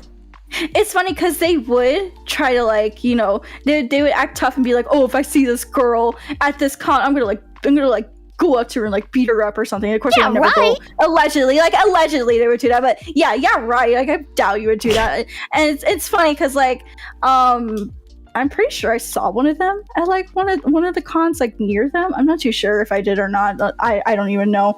I was probably like half asleep when this happened, so probably not, but probably did. Who knows? And I think they noticed me as well, but they didn't do anything. They just like kind of like walked away, like kind of rushed off. I'm sure they like took secret photos of you to post on their fucking Snapchats and shit. Oh, probably. I'm probably up on some secret like Instagram account where it's like, oh my god, this girl's a bitch or whatever. Yeah, yikes! Just saw fucking Nyaru at fucking blank expo. If you see her, avoid. Yikes! Exclamation point! Exclamation point! Exclamation point! Yeah. Yeah, they were all big talkers, not really much action. But those were actually, I don't know if you remember earlier how I was mentioning like the girls that got canceled from the community. Apparently they were doing a lot more yikes sort of stuff. Yikes. They were apparently like very manipulative sort of people. Oh, actual like, pieces of shit? Yeah, like they were actual pieces of shit. Like they would allegedly get like, I guess, like younger members to like do a lot of like dirty work for them and everything, and you know, manipulate them like emotionally to be like, oh, you have to do this for me because we're so busy and everything. And in reality, they were just like sitting at home and kind of like not doing anything. I mean, what would fucking Western idols be doing anyways? Yeah, exactly. Like, certainly not practicing. Yeah, definitely. But yeah, that's where the girl that I told you comes in with burning the t-shirt live on the Instagram live thing, because she was one of those people that they kind of like emotionally and manipulated and everything, and like made threats. And yeah, so eventually she was like, you're not controlling me anymore, fuck you guys, like she basically like exposed them. And because of that incident, though, those two left, like, or they basically like tried to leave on their own terms, but it was pretty much everyone knew that they were pieces of shit, and they didn't like them anymore. But they tried to frame it as that, you know what, like, we're done with this community, like we're never coming back or whatever, because you guys, it's too much for us, and you guys will never like see our point of view from everything. Listen, they are not ending on a true dumb bitch high point if they're not threatening legal action. All right? Did they threaten legal action? No, they didn't. Any mention of lawyers? Nope. Damn. No mention of lawyers, actually. Not even. Oh man, not even final boss tier. Then, goddamn. Nope. Pathetic. Although there was a rumor going around that someone had so much like mental trauma from them that they were considering actually suing them somehow to like pay for their medical bills or whatever, for like all their stuff. I don't know how true that was, of course. That sounds like some made up like Wattpad story or whatever. We are in America. I mean, true though. True, we are in America. I'm just saying. That's so fucking like pathetic though. Like, just the whole I accidentally brought up the crab bucket thing. I was gonna show you this earlier and just couldn't find like a. You've heard of the crab bucket, right? Yep. Okay. Yeah. Really good image that represents the idol community, actually. Yeah. God. Man, what is like? Is there like a central hub for idols? Is it mostly just that fucking CGL thread, or like in the West? I mean, in the okay, so in the West, it used to be the CGL thread. Oh my god! What a great founding place. Right, I know. But it's honestly dead. It's been so dead. No one uses it anymore. Everyone uses it. Excuse me. Everyone uses like a new Discord. But what do you call it? Even then, that's a little not active at all either. I'm only in there because I have to do promotion for cons sometimes, to let them know like, hey, like there's idol friendly event. We're doing things, so feel free to sign up and ask me questions. That's the only reason why I'm in there. And other than that, there's not really much like productive discussion going on in there. Like, it's nice to have for like people to like, you know, get to know each other and everything, but not really much like productive conversation happens there. It's only like getting to know the people and sharing like you know, how my day is going, because I have nowhere else to post it, essentially. So just like a free chat. Yeah, pretty much a free chat. Crab was a wrap it up word. No, it's not. I fucking brought up the. Oh my god, we were gonna use mango again. Mango? Safe word. So safe word is mango. Yeah, it wasn't crab. No, it wasn't crab. It's Chat's like going on about crab being the safe word. It's not. Jesus Christ. Anyway, oh man, that is spamming mangoes. Oh my god. Okay, we've got about 10 minutes left. Do you have any like final thoughts, I guess? I loved your perspective on all of this, by the way. Oh, a lot thank of you. it, like I said, I'm just is bitchy, but thank you. No, like I appreciate because like again, you're the type of person like people should have in their lives where they're like No. bitchy but honest. No, like I'm serious. Like I want friends like you where they're just like super fucking honest and like they're not sugarcoating it and everything. Like those that's the valuable type of friend that you want in your life. And like I really appreciate everything you say, because again, this is a lot of stuff that I've been feeling for a long time, but I feel scared to say it, first of all, because of all the stuff that's happened to me in the past, and because like I don't know if anyone else feels the same way. Like, if am I crazy for thinking this? Am I just going to be the outlier who only thinks this? So I really appreciate your open perspective on this. It really brought in a lot of new thoughts for me to think about, and things that I can probably discuss with people who like I'm still friends with and everything. Because like at least the people that I'm still connected with, they're the type of people who do appreciate this sort of honest feedback. So I honestly, I'm really looking forward to like, seeing how things go from here. They're not going anywhere. Yeah, I'm not going anywhere. It may not be going anywhere, but I love to dream. The boomer in me wants to dream. The boomer in me will dream, but the realist in me is just like understands. Yeah, I can just keep dreaming. I'll keep dreaming. Yeah, I think if you want to look at like the future of idols in the West, use VTubers. It's VTubers. And streamers. No, you're right. VTubers and streamers. It's really about time that people start getting with the times. As like anti-boomer as that sounds, like it's so helpful to like know current trends and everything, and what's in like and everything, and how you can adapt to those new things. Because like, yeah, I hate TikTok so much. I hate it so much, but it could be a helpful tool for a lot of people to like get themselves out there, like their names and everything. As much as I hate to admit it, but it's the reality of it. And I would love, the boomer in me wants to hope that idols here in the West can, start adapting, but it's up to them to do it. It's not up to me to tell them. I can only do so much as a person. It's really up to them. They ain't gonna do shit. Yeah, they probably ain't gonna do shit. I'll be real with you. They ain't gonna do shit. I'm sorry, man. Doing shit.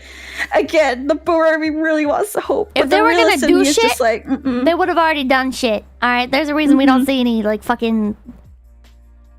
Are there any prominent idols? I guess in like the West or like the streamer sphere. I can't really think in the of streamer any. sphere.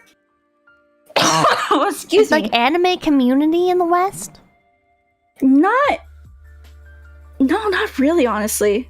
The closest thing I could come up with is Phoebe. I mean, she takes everything seriously. She takes everything to heart, and I really admire her for that. But that's like she's like the closest person that can come to like an actual IRL idol who's also doing VTubing, but taking things very seriously and always willing to adapt to any new trend or situation, or willing to work to make it work. She puts in the work.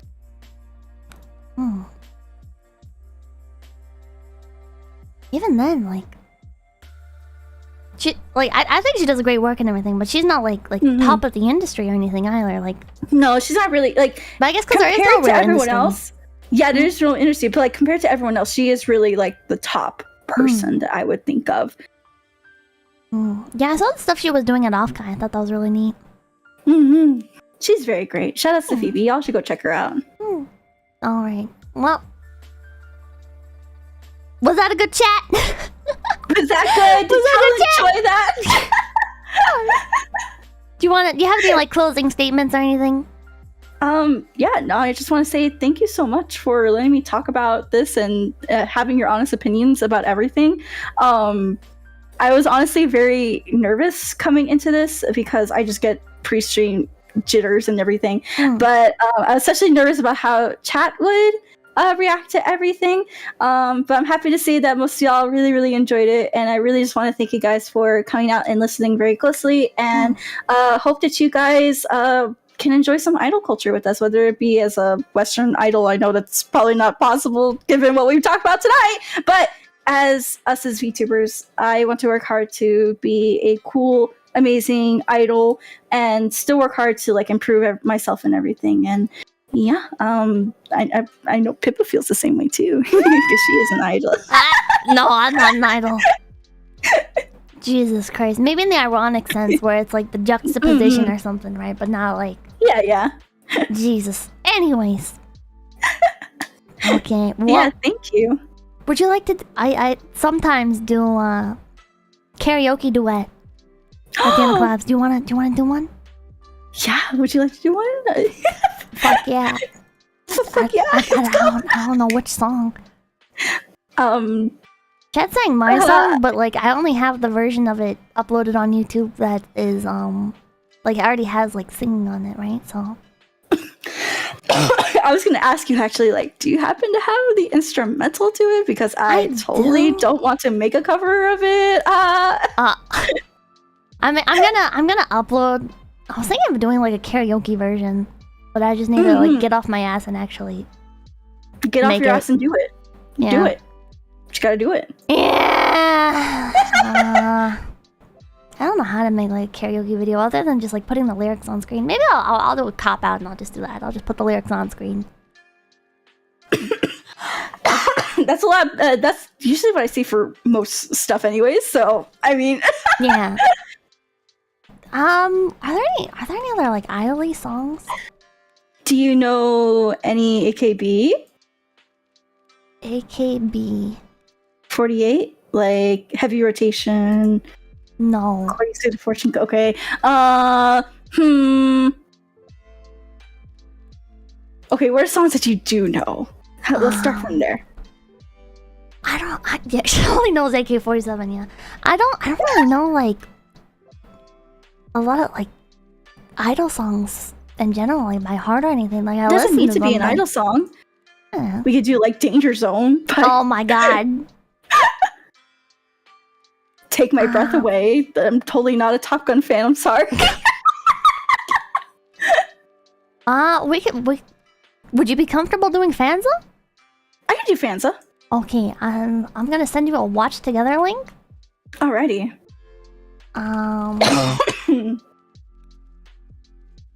Mod chat? What's in mod chat? Mod Hold chat. on. What's a mod chat?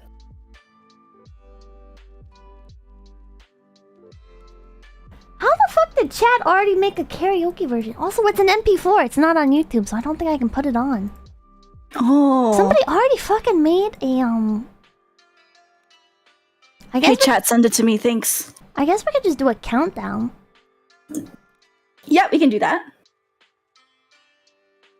Maybe? I don't know. You want to just try doing a countdown?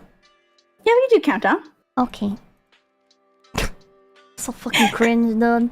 So fucking cringe, dude. Because we know you're lazy. Shut up. There's an MP3 version. Yeah, I'd need like a YouTube link. But we'll do the countdown way. I'm gonna download it real quick. Okay. Okay. Oh my god. Alright, already. I got it. This is gonna be so fucking scuffed. I know. I don't have you remembered all the lyrics yet, so I apologize. Alright, that's okay. Alright. Alright. It's okay. It's the soul that counts. The soul. It's the soul. The soul. Alright, are you Let's ready? go. I am ready. Alright, 3, 2, 1, go! Yeah. Here's the superstar tonight. Yeah. Yeah, you know who this is. It's your one and It's only your one and only Pipkin Pipkin in the house. You know how it's gonna go down with me. I'm about to tell you. Let's listen good. Let's listen good. Here I come, mega idol. All eyes All on eyes me. on me, No eyes on you. You think I'm silly? I'm here to save the world. I'm gonna fight till the end. I am a superstar inside a screen so fly. I am the one that you desire day and night. I am a superstar inside the screen so fly. I am the only one. Yeah, the rip. Yeah, the Ripper. I was a kid Was the who kid dreamed to become dreamed somebody awesome in this world. Fate really sucked. I had to give up. It's how I lost my way. Then came along a way I can shine. A virtual space where I can belong. You may laugh at me, but that's how things unfolded. In this crazy life of mine. Must watch out, there are many rivals waiting to eat me alive. I will not give the stage to anyone.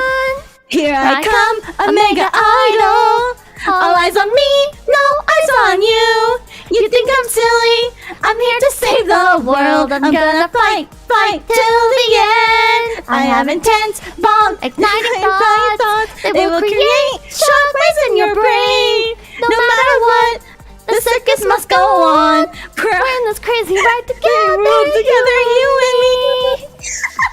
I am a superstar inside the screen so fly. I am the one that you desire day and night. I am a superstar inside the screen so fly. I am the only one, yeah, the Ripper. Then if the darkness gets a hold of you, I'll be by your side. I'll be a shining star to light the way. We all have stars inside and nights of tears, and that's okay. You're not alone. You're a part of me. Eternally. Jesus Christ, here I come, a mega idol. All eyes on me, no eyes on you. You think I'm silly? I'm here to save the world. I'm gonna fight till the end. I have intense, bomb igniting thoughts. They will create shockwaves in your brain. No matter what, the circus must go on. We're in this crazy world without you and me. So don't let them just be awesome. Just be awesome. I'm gonna fucking kill myself. I am a superstar inside the screen so fly. I am the one that you desire day and night. I am a superstar inside the screen so fly. I am the only one, yeah, the Ripper. So scruff. I'm deleting the VOD. Yeah, you should probably delete this VOD. I'm deleting the VOD. Okay. Yeah, we're gonna delete the VOD. Thank you so much, Nyaru. It was nice to meet you. Would you like to shout out your socials? Sure thing. So you guys can find me on twitch.tv/NyaruCh with 3 U's, not 2, not 1, because the 3 means how much I love you. And also on Twitter. God. And I'm so sorry. I'm cringe. And also on YouTube, my little comments pinned up in the chat right there. So if everybody subscribes to me, especially since I got a lot of subscriptions, I'll try to upload some new content and some clips for you guys. Because I would feel bad if you guys are left empty-handed. But other than that, I'm on Twitter. I'm also on Discord, and yeah. Thank you so much, guys. Thank you. I really appreciate all the warmth and kindness tonight. And thank you to Pippa for inviting me out tonight. I really appreciate it. And I love you. The fuck? Cringe. This is why you're dying. You're dying of cringe. Cringe 19. That's the new disease. Yeah. Oh my god. Okay, thank you so much, Nyaru, for coming out here. It was nice to meet you. Thank you so much. Nice talking to you. Thank you. And yeah, I will see you later, alligator. Thank you so much. You're supposed to say in a while, crocodile. See in a while, crocodile. There we go. Alright, I'm gonna pop out a call here. Thank you. Alrighty, thank you guys. Bye-bye. Okay, I have left the call. My guest is gonna disappear off stage here in a second. There we go. I'll just do it like this for right now. Yeah. So I feel like we didn't really talk like too much about the idol industry, but like it was still interesting. I feel like it just kind of ended up turning into like a shitting on Western idols, which I can't help it. I can't help it, chat. I can't help it. My brain has been poisoned by Pixie Terry. So anyways, thank you guys so much for stopping by. I'm just gonna catch up on super chats now. You are free to go. Class is adjourned. Yeah. Thank you, Dad! Thank you. Alright, Spider Dude, thank you for the $2. Wall, Lamau. Careful, Pippa, you might start getting return guests willingly coming back for more interviews if you keep going at this rate. What does that mean? Henry Cry, thanks for going a big PP. So, idol culture really means saving people. Pippa, you are my savior, but turns out at the same time, I'm your savior. Messiah mutualism. What the fuck? Jackie V, thank you for becoming a big PP. I'm sorry, I usually try, for those of you who are new here and have no context, I do try and read, super chats during stream, but during interviews, I save them for the end because there's just, I don't want to interrupt the flow of the conversation. And it feels rude to my guests to be like, thank you for the $5! James Jameson, right? It's like, yeah. 2 collabs in a row. Yeah, wait until tomorrow. There's gonna be another one. Maybe, if Lisa's up for it. I don't know if she's busy or not. I'm gonna hit her up. I'm gonna be like, Lisa! Yeah. I hope she's available tomorrow. Oh, Lisa, Saturdays for the Lisas. Saturdays for the Lisa chat! Murphy, thank you for the, 250 dops? What the fuck? There's no way that's a real currency. There's no way that that's a fucking real dop? Democratic of Penguin? Peru? Democratic... Democracy of Peru? Dominican pesos? What? Oh my god. Okay, well thank you for your third worlder money. I'm kidding, thank you for the 250. Nice interview, thank you. Okay, Dan, thank you for the $4.99. It's crypto, it's crypto. Jimmy Cougar, thank you for the $5. Dominican penguins. Thank you for this. Thank you for the stream, Pippa and Nyaru. Now back to regularly scheduled stream featuring the bitchy and bass mega skits of Walt Idol, Pipkin, Pippa. No, thank you though. James Jameson, thank you for $2. Mod chat. Hero Alchemy, thank you for the $5. Nyaru was right. Everyone needs a Pippa in their life. As a thought, thank you for the 68 cents. Oh, Kriegel Bunsen, Jesus Christ, thank you so much for the 20 gift PPs. Thank you. Yes, CGL hate. Well, thank you so much, Kriegel Bunsen. I think you gifted a few more subs earlier, right? I think you dropped a few 5s. Maybe it was just 1 5? I don't know, maybe I'm crazy. Anyways. T-Dog, thank you for the 384. It's not gatekeeping, it's border patrol. I like that. Carl Burden-Dudrewski, thank you for the $2. Pippa Love, Old Yeller Hate. Skinkachi, thank you for the $2. Can't wait for your first Pippa the Ripper cover. Oh my god. For the first Pippa the Ripper cover. Oh my god. I'm sorry, I think for 2,500. Clip art, stay away. Clip art, stay away. Cosmoback, thank you for the 6 Mirages, Americans. I don't know. Enjoy, or Myers, maybe. I don't know. Enjoy the interview stream. Enjoy the interview stream, Pippa. What do you mean enjoy it? What do you mean enjoy it? And none, thank you for $1. Look at this pink-haired softie. No. Spider Dude, thank you for the $2. Dog Love, Pippa. Hey! What the fuck? Myanmar. Ah. Thank you for the Myanmars. Then I'm Dan, thank you for the $5. Pippa Pipkin, VTuber, internet culture expert, mega idol, virtual interviewer, and now a motivational speaker. Impressive as always, Pippa. No. Moon Berserker, thank you for the 5 pens. This one is Peru. Have my third world money. Mega idol, Pippa Love. Thank you! Wait, why? If you're from Peru, why are they called pens? There's no N in Peru.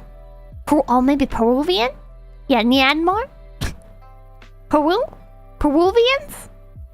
Is Peru even a real country? It feels like one of those fucking old ones, like Aztec. Is it even real? I don't know. Peru seems like it's something that doesn't even exist anymore. Does it? I don't know. Go, man. Dan G, thank you for becoming a big peepee. No, it's fake. Yeah, it sounds fake. Ryan, thank you for the $5. As a weeb, I agree that maid cafes are weird, cringe, and creepy. They're just fucked up, man. They're just fucked up. I don't like them. I don't like them. I fucking hate that, right? I fucking hate when, like, fucking convention puts out, like, a maid fucking cafe area, and it's like... Or cosplay cafe, and it's like... What the fuck are you doing? Sloth Guy Nikki, thank you for the $5. Remove glowies and build ghosties. It almost reminds me of like kids making like mud pies and shit, right? It's like, I don't know. And I feel like an asshole, right? Because like I don't wanna Like, I think it's better if a community is more, like, open and fun and not entirely dominated by corporations. But at the same time, it's like... I don't know. I'm at, like... Let's even, like, another example of this. Maybe if, like, at gaming conventions, right? Like, imagine at, like, E3 or BlizzCon. If they did the same thing. I don't know. It just feels weird. Great stream. Dr. Pippa, 0 sugar monies. Thank you. Sebastian Cervezing for the 20 pens. Peruvian Nuevos Soles. New sons, because the old ones were worthless. Also, we barely exist. Too absurd. Ah. Yeah, I'm not convinced you guys exist. Feels like something that was invented just for VPNs or something, you know? Like somewhere you can connect to that really extra hides you, or really extra makes you more obscure. Magapaddle, thank you for the 238. I agree with Nyaru, I still enjoy idol news, but I don't even pay attention to the idol community anymore. Big Fuzzy Hat, thank you for 333. Pippa, if a lump is your form, please don't perform, Pipkin. See, and it's like... I'm not saying like idol culture's beauty standards are the best thing, right? Because like they can be very harmful. But at the same time, it's like...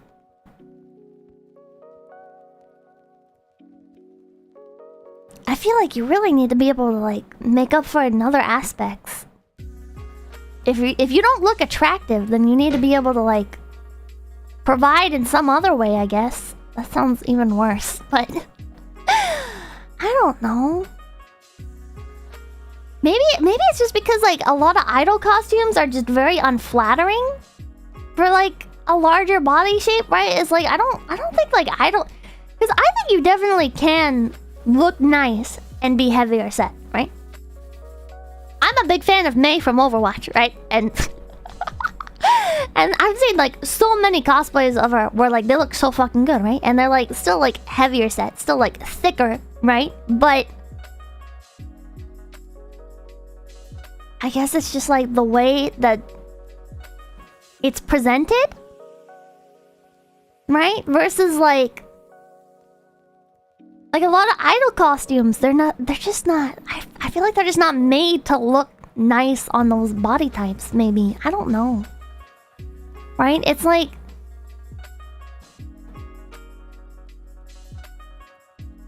That's all I can think, right? And I guess you don't have to appeal, like you don't have to look attractive, but like I feel like it shouldn't be like wrong to point out that you're not being attractive by doing that.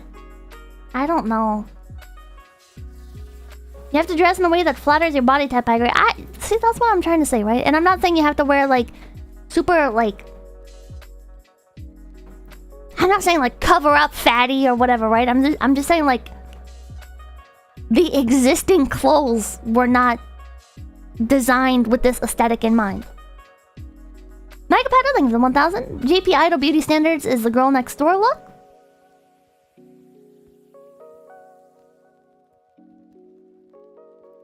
Maybe my brain has been corrupted by like K-pop. I don't know.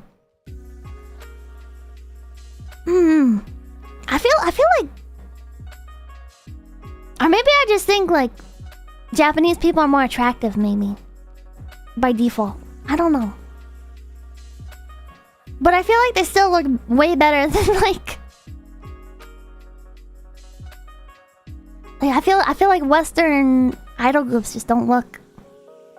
Exotic effect, maybe. I don't know. I don't know, man. I don't know. Anyways.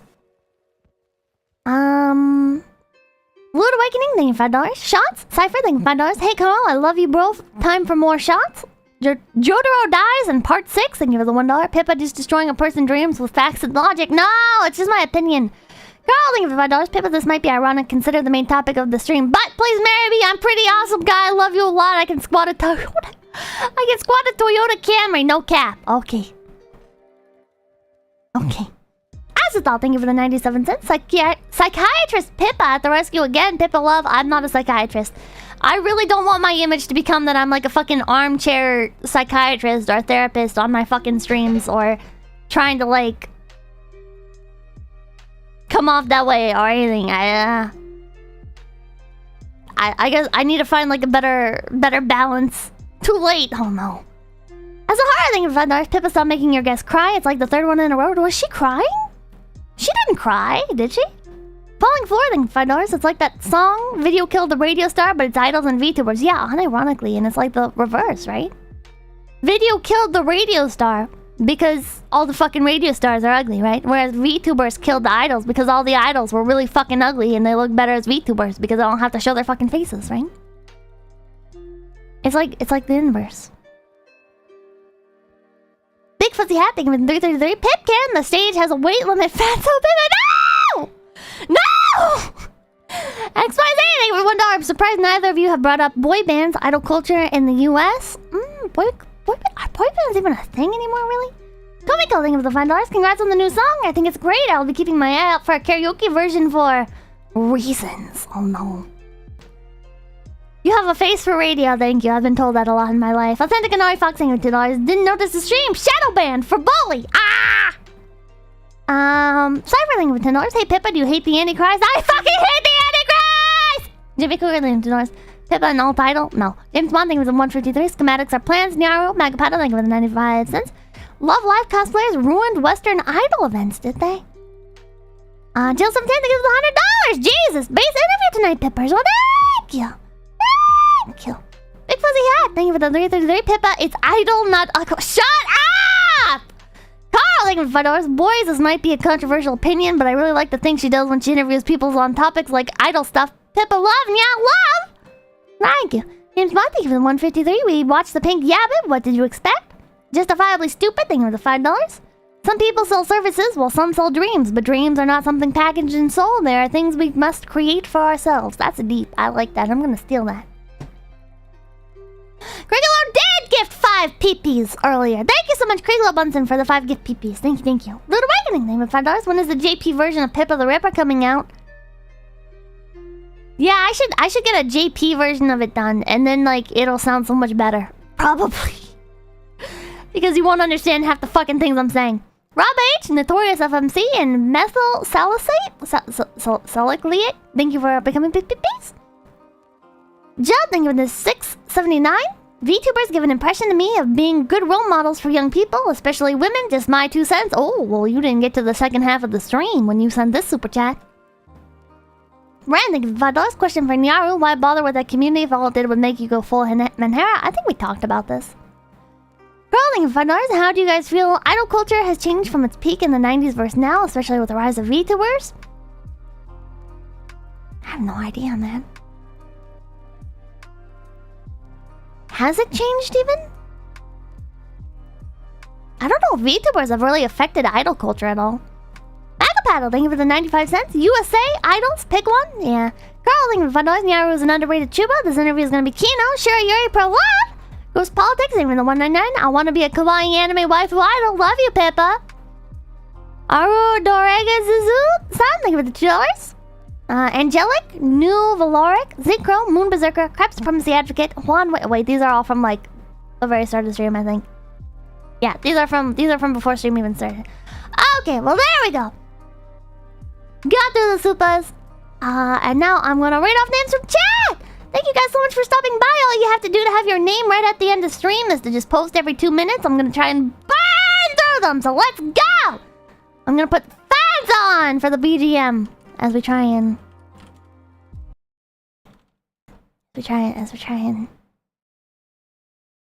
Woo! The boy. Participants? Kinda quiet. Thank you for stopping by! 1-3, Aaron, Kelly, Abby, Normal, Aegis, 𝐒𝐡𝐚𝐭, Inurshin, Arusisutor, Archer, Will, Archive Bro, Argoblargo, Arid, Atomic Steam Engine, Atomize, Authentic Anari Fox, Alsoiru, Ailamel, Azathoth, Azahara Channel, Beef, Banana Cup, Beberoni Pizza, Bebe, Beef Pie, Berserk Rage, Big Fuzzy Hat, Big Guy, Billy Witch Doctor, BL4, Black Number 1, Block 64, Channel Starin, Bloody Overdrive, Brian Lane, Bring Wrist, Resident Marcon, Cactus Block, Calvin, Carl, Kakantoama, CDR Nonsense, Chink Saltame, Charlie, Christian, Tweedo, Cypher, Seymour, Coconut Tackle, Cody, Conspiracy Cat, Cypher, D Rockwell, D19, Dalai Lama, Dan Scrub, Dark Laser, Starsoup, Darwin Smith, Denmark Gaming, Denied, Denim Dan, Devin Lee, Dragon Slayer, Dre, Kitsune, Druid, Elliot Guest, Endwar, Epibidios, or Epigios, Eric Muller, Eric Villarreal, FC Playthroughs, Frank Reno, Freeze, Frenchie's Fry, From the Fog, Ghastly Guest, Goshawk, Gomer Zilmer, Guanaco, Guedes, Gundam Forever, Hikimoto, Hero Alchemy,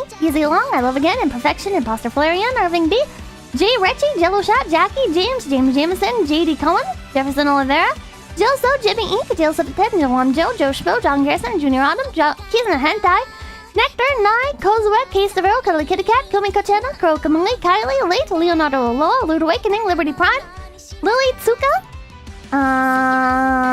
Lime Lagarde, Lito Cretin? Avantonius, Marcus Vinicus, Mario Finale, Mask of Seven Eyes 2, Master Hellion, Matthew McKellar, McL, Meme Jean, Methyl, Mixismism, Mike B, Mr. Chewy, Mr. Yura, Mitchell Bader, Moon Berserker, Moreno James, Mumbathrax, Musashi Activist, N33, Nilfy, No More, No Name, No Smoke, No, Nobody, Not One of Us, Yahodo, Oddwin, Omega Cloud, On Tag, Orange Crowbar Man, Ozone, Pelball, Pharaoh Shuffle, Phoenix Shaman, Pill H, Quasar, Questionable Orange Juice, Ragafurio, Rando, Razmaz, Red Remover, Renegade, Retrograde Rustic, Rick Truxon, Recent Narmi, Robo, Ron Sweats, Rusty Raw, Radiant, Salamandra, Scale Tipper, Sebastian Cervez, Shane Trammell, Sigma Zero, Cerno, Skype, Slavka Snorri Sneederson, Snuggly Snake, Some Polygon, Sonic Taker, Spanner, Spartanet, Spider Dudes, Ball Dragon, Spud Sprout, Stephen Fratty, Starboy Pillow, Strike of Rome, Suicide Grunt, Swaggin, T3 Dennis, Tamago, Timmo Respector, Hank, Shasho, Taroni, Tempo, Tennies for Breakfast, Satyr Guy, That Video Game Fail, The Justed One, The Sweetestani Hobo, The Big Swede, The Cool 2T, The Microwave Girl, The Shaved Yeti, Toasty Boy, Tomato Houses, Tricker Z, Skidakaji, Twizzmeyer, Uncle Sam, Unfortunate Watcher, Villatoro, Web M, WebM Aristocrat, WB, WebM Aristocrat, Wake the Pro, Winchester Lock, Wins from Apple Strudel, Zelos Neko, Zenlar, Zedum, Zincro, XYZ, Y20, Yahtzee, You Are Like Cinnamon, Young Immortal, Yusuki, Zeke, Zurai, Zoofield, Zuhut. Is that kanji or Chinese? I don't fucking know. And person with a Japanese name. The first letter is Ku. I don't know what the second one is. And fuck, I don't remember what the next one is. Sorry. Thank you guys so much for stopping by! Air Ages! There we go. Good night! Oh, that's the old chat on screen. Because I don't usually do karaoke end screens. Should we do a karaoke end screen? It's not a whole thing. I could try doing Fanza. I could try doing Fanza chat. I haven't practiced Fanza at all. But fuck it. Sick! A karaoke end screen! Is there an English version of Fanza?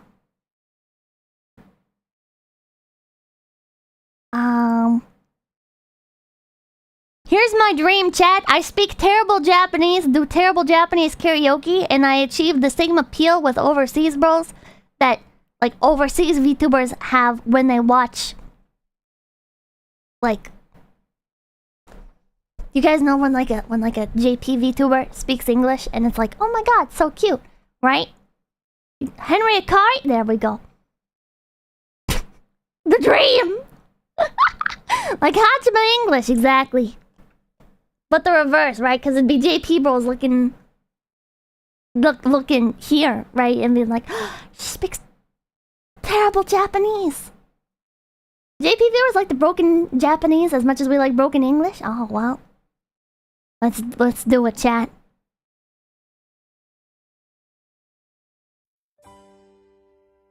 It's really quiet for some reason. Hold on.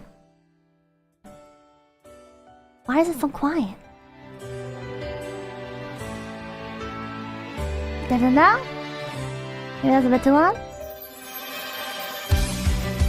Ba-ba-ba-ba-ba-ba. Alright, let's go! Oh, wow, wow, wow! I'm gonna try it. Chat, let's go. I think the actual JP bros are gonna be sitting here cringing, but let's try it. Now I'm deaf. What do you mean you're deaf? 好きになってもっと私も見てもっとずお願いしは愛の子もっと嘆きすって日に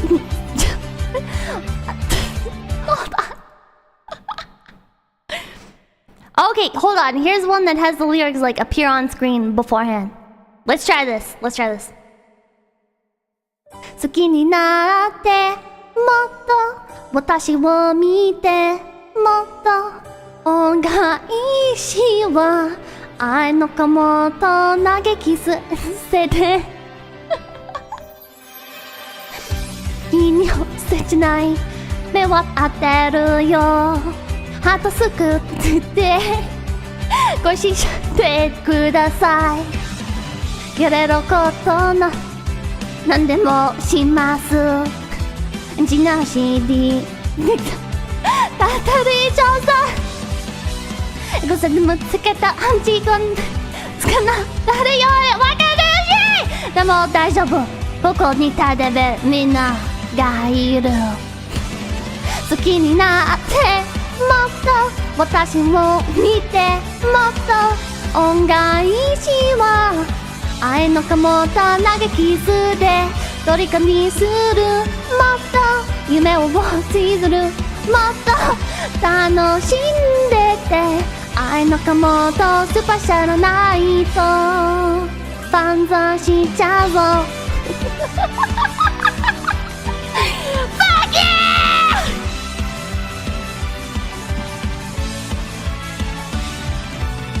おとがめも書いてください何度も読んで宝物にしてます好き読んでるまだ早いけど裏切れません宣言しときますしといかいわけない実績でいるやるだからかやまき任せきない私はいる拳上げてもっと汗をかいてもっと恩返しは愛のかもと学びむで大体完成もっとまだまだねもっと受け止めてね愛のこもったわがままソング万歳しちゃうぞは終わりが近づく寂しいね楽しいのに泣きそうだよ次も次もまた会えるよね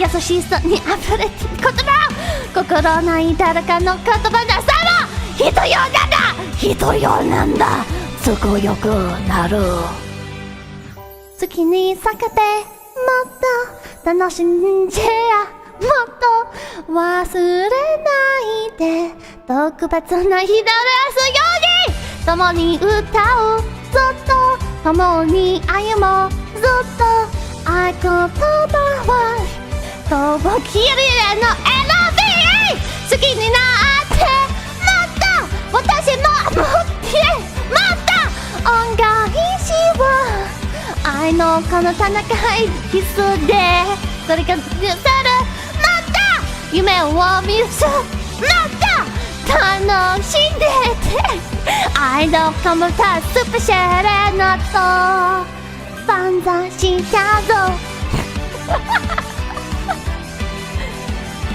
I at least got a 5%.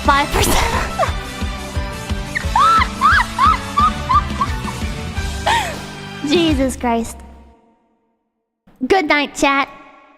Just something for 30. We don't deserve this level of soul. Poison One Night, great job finishing the song. Pippa from 6 months ago, wouldn't have even tried. You know, Pippa from 6 months ago, wouldn't have even tried. There you go. Character development. I don't know. Oh my god. Okay, good night, chat. I will see you guys tomorrow. Pippa!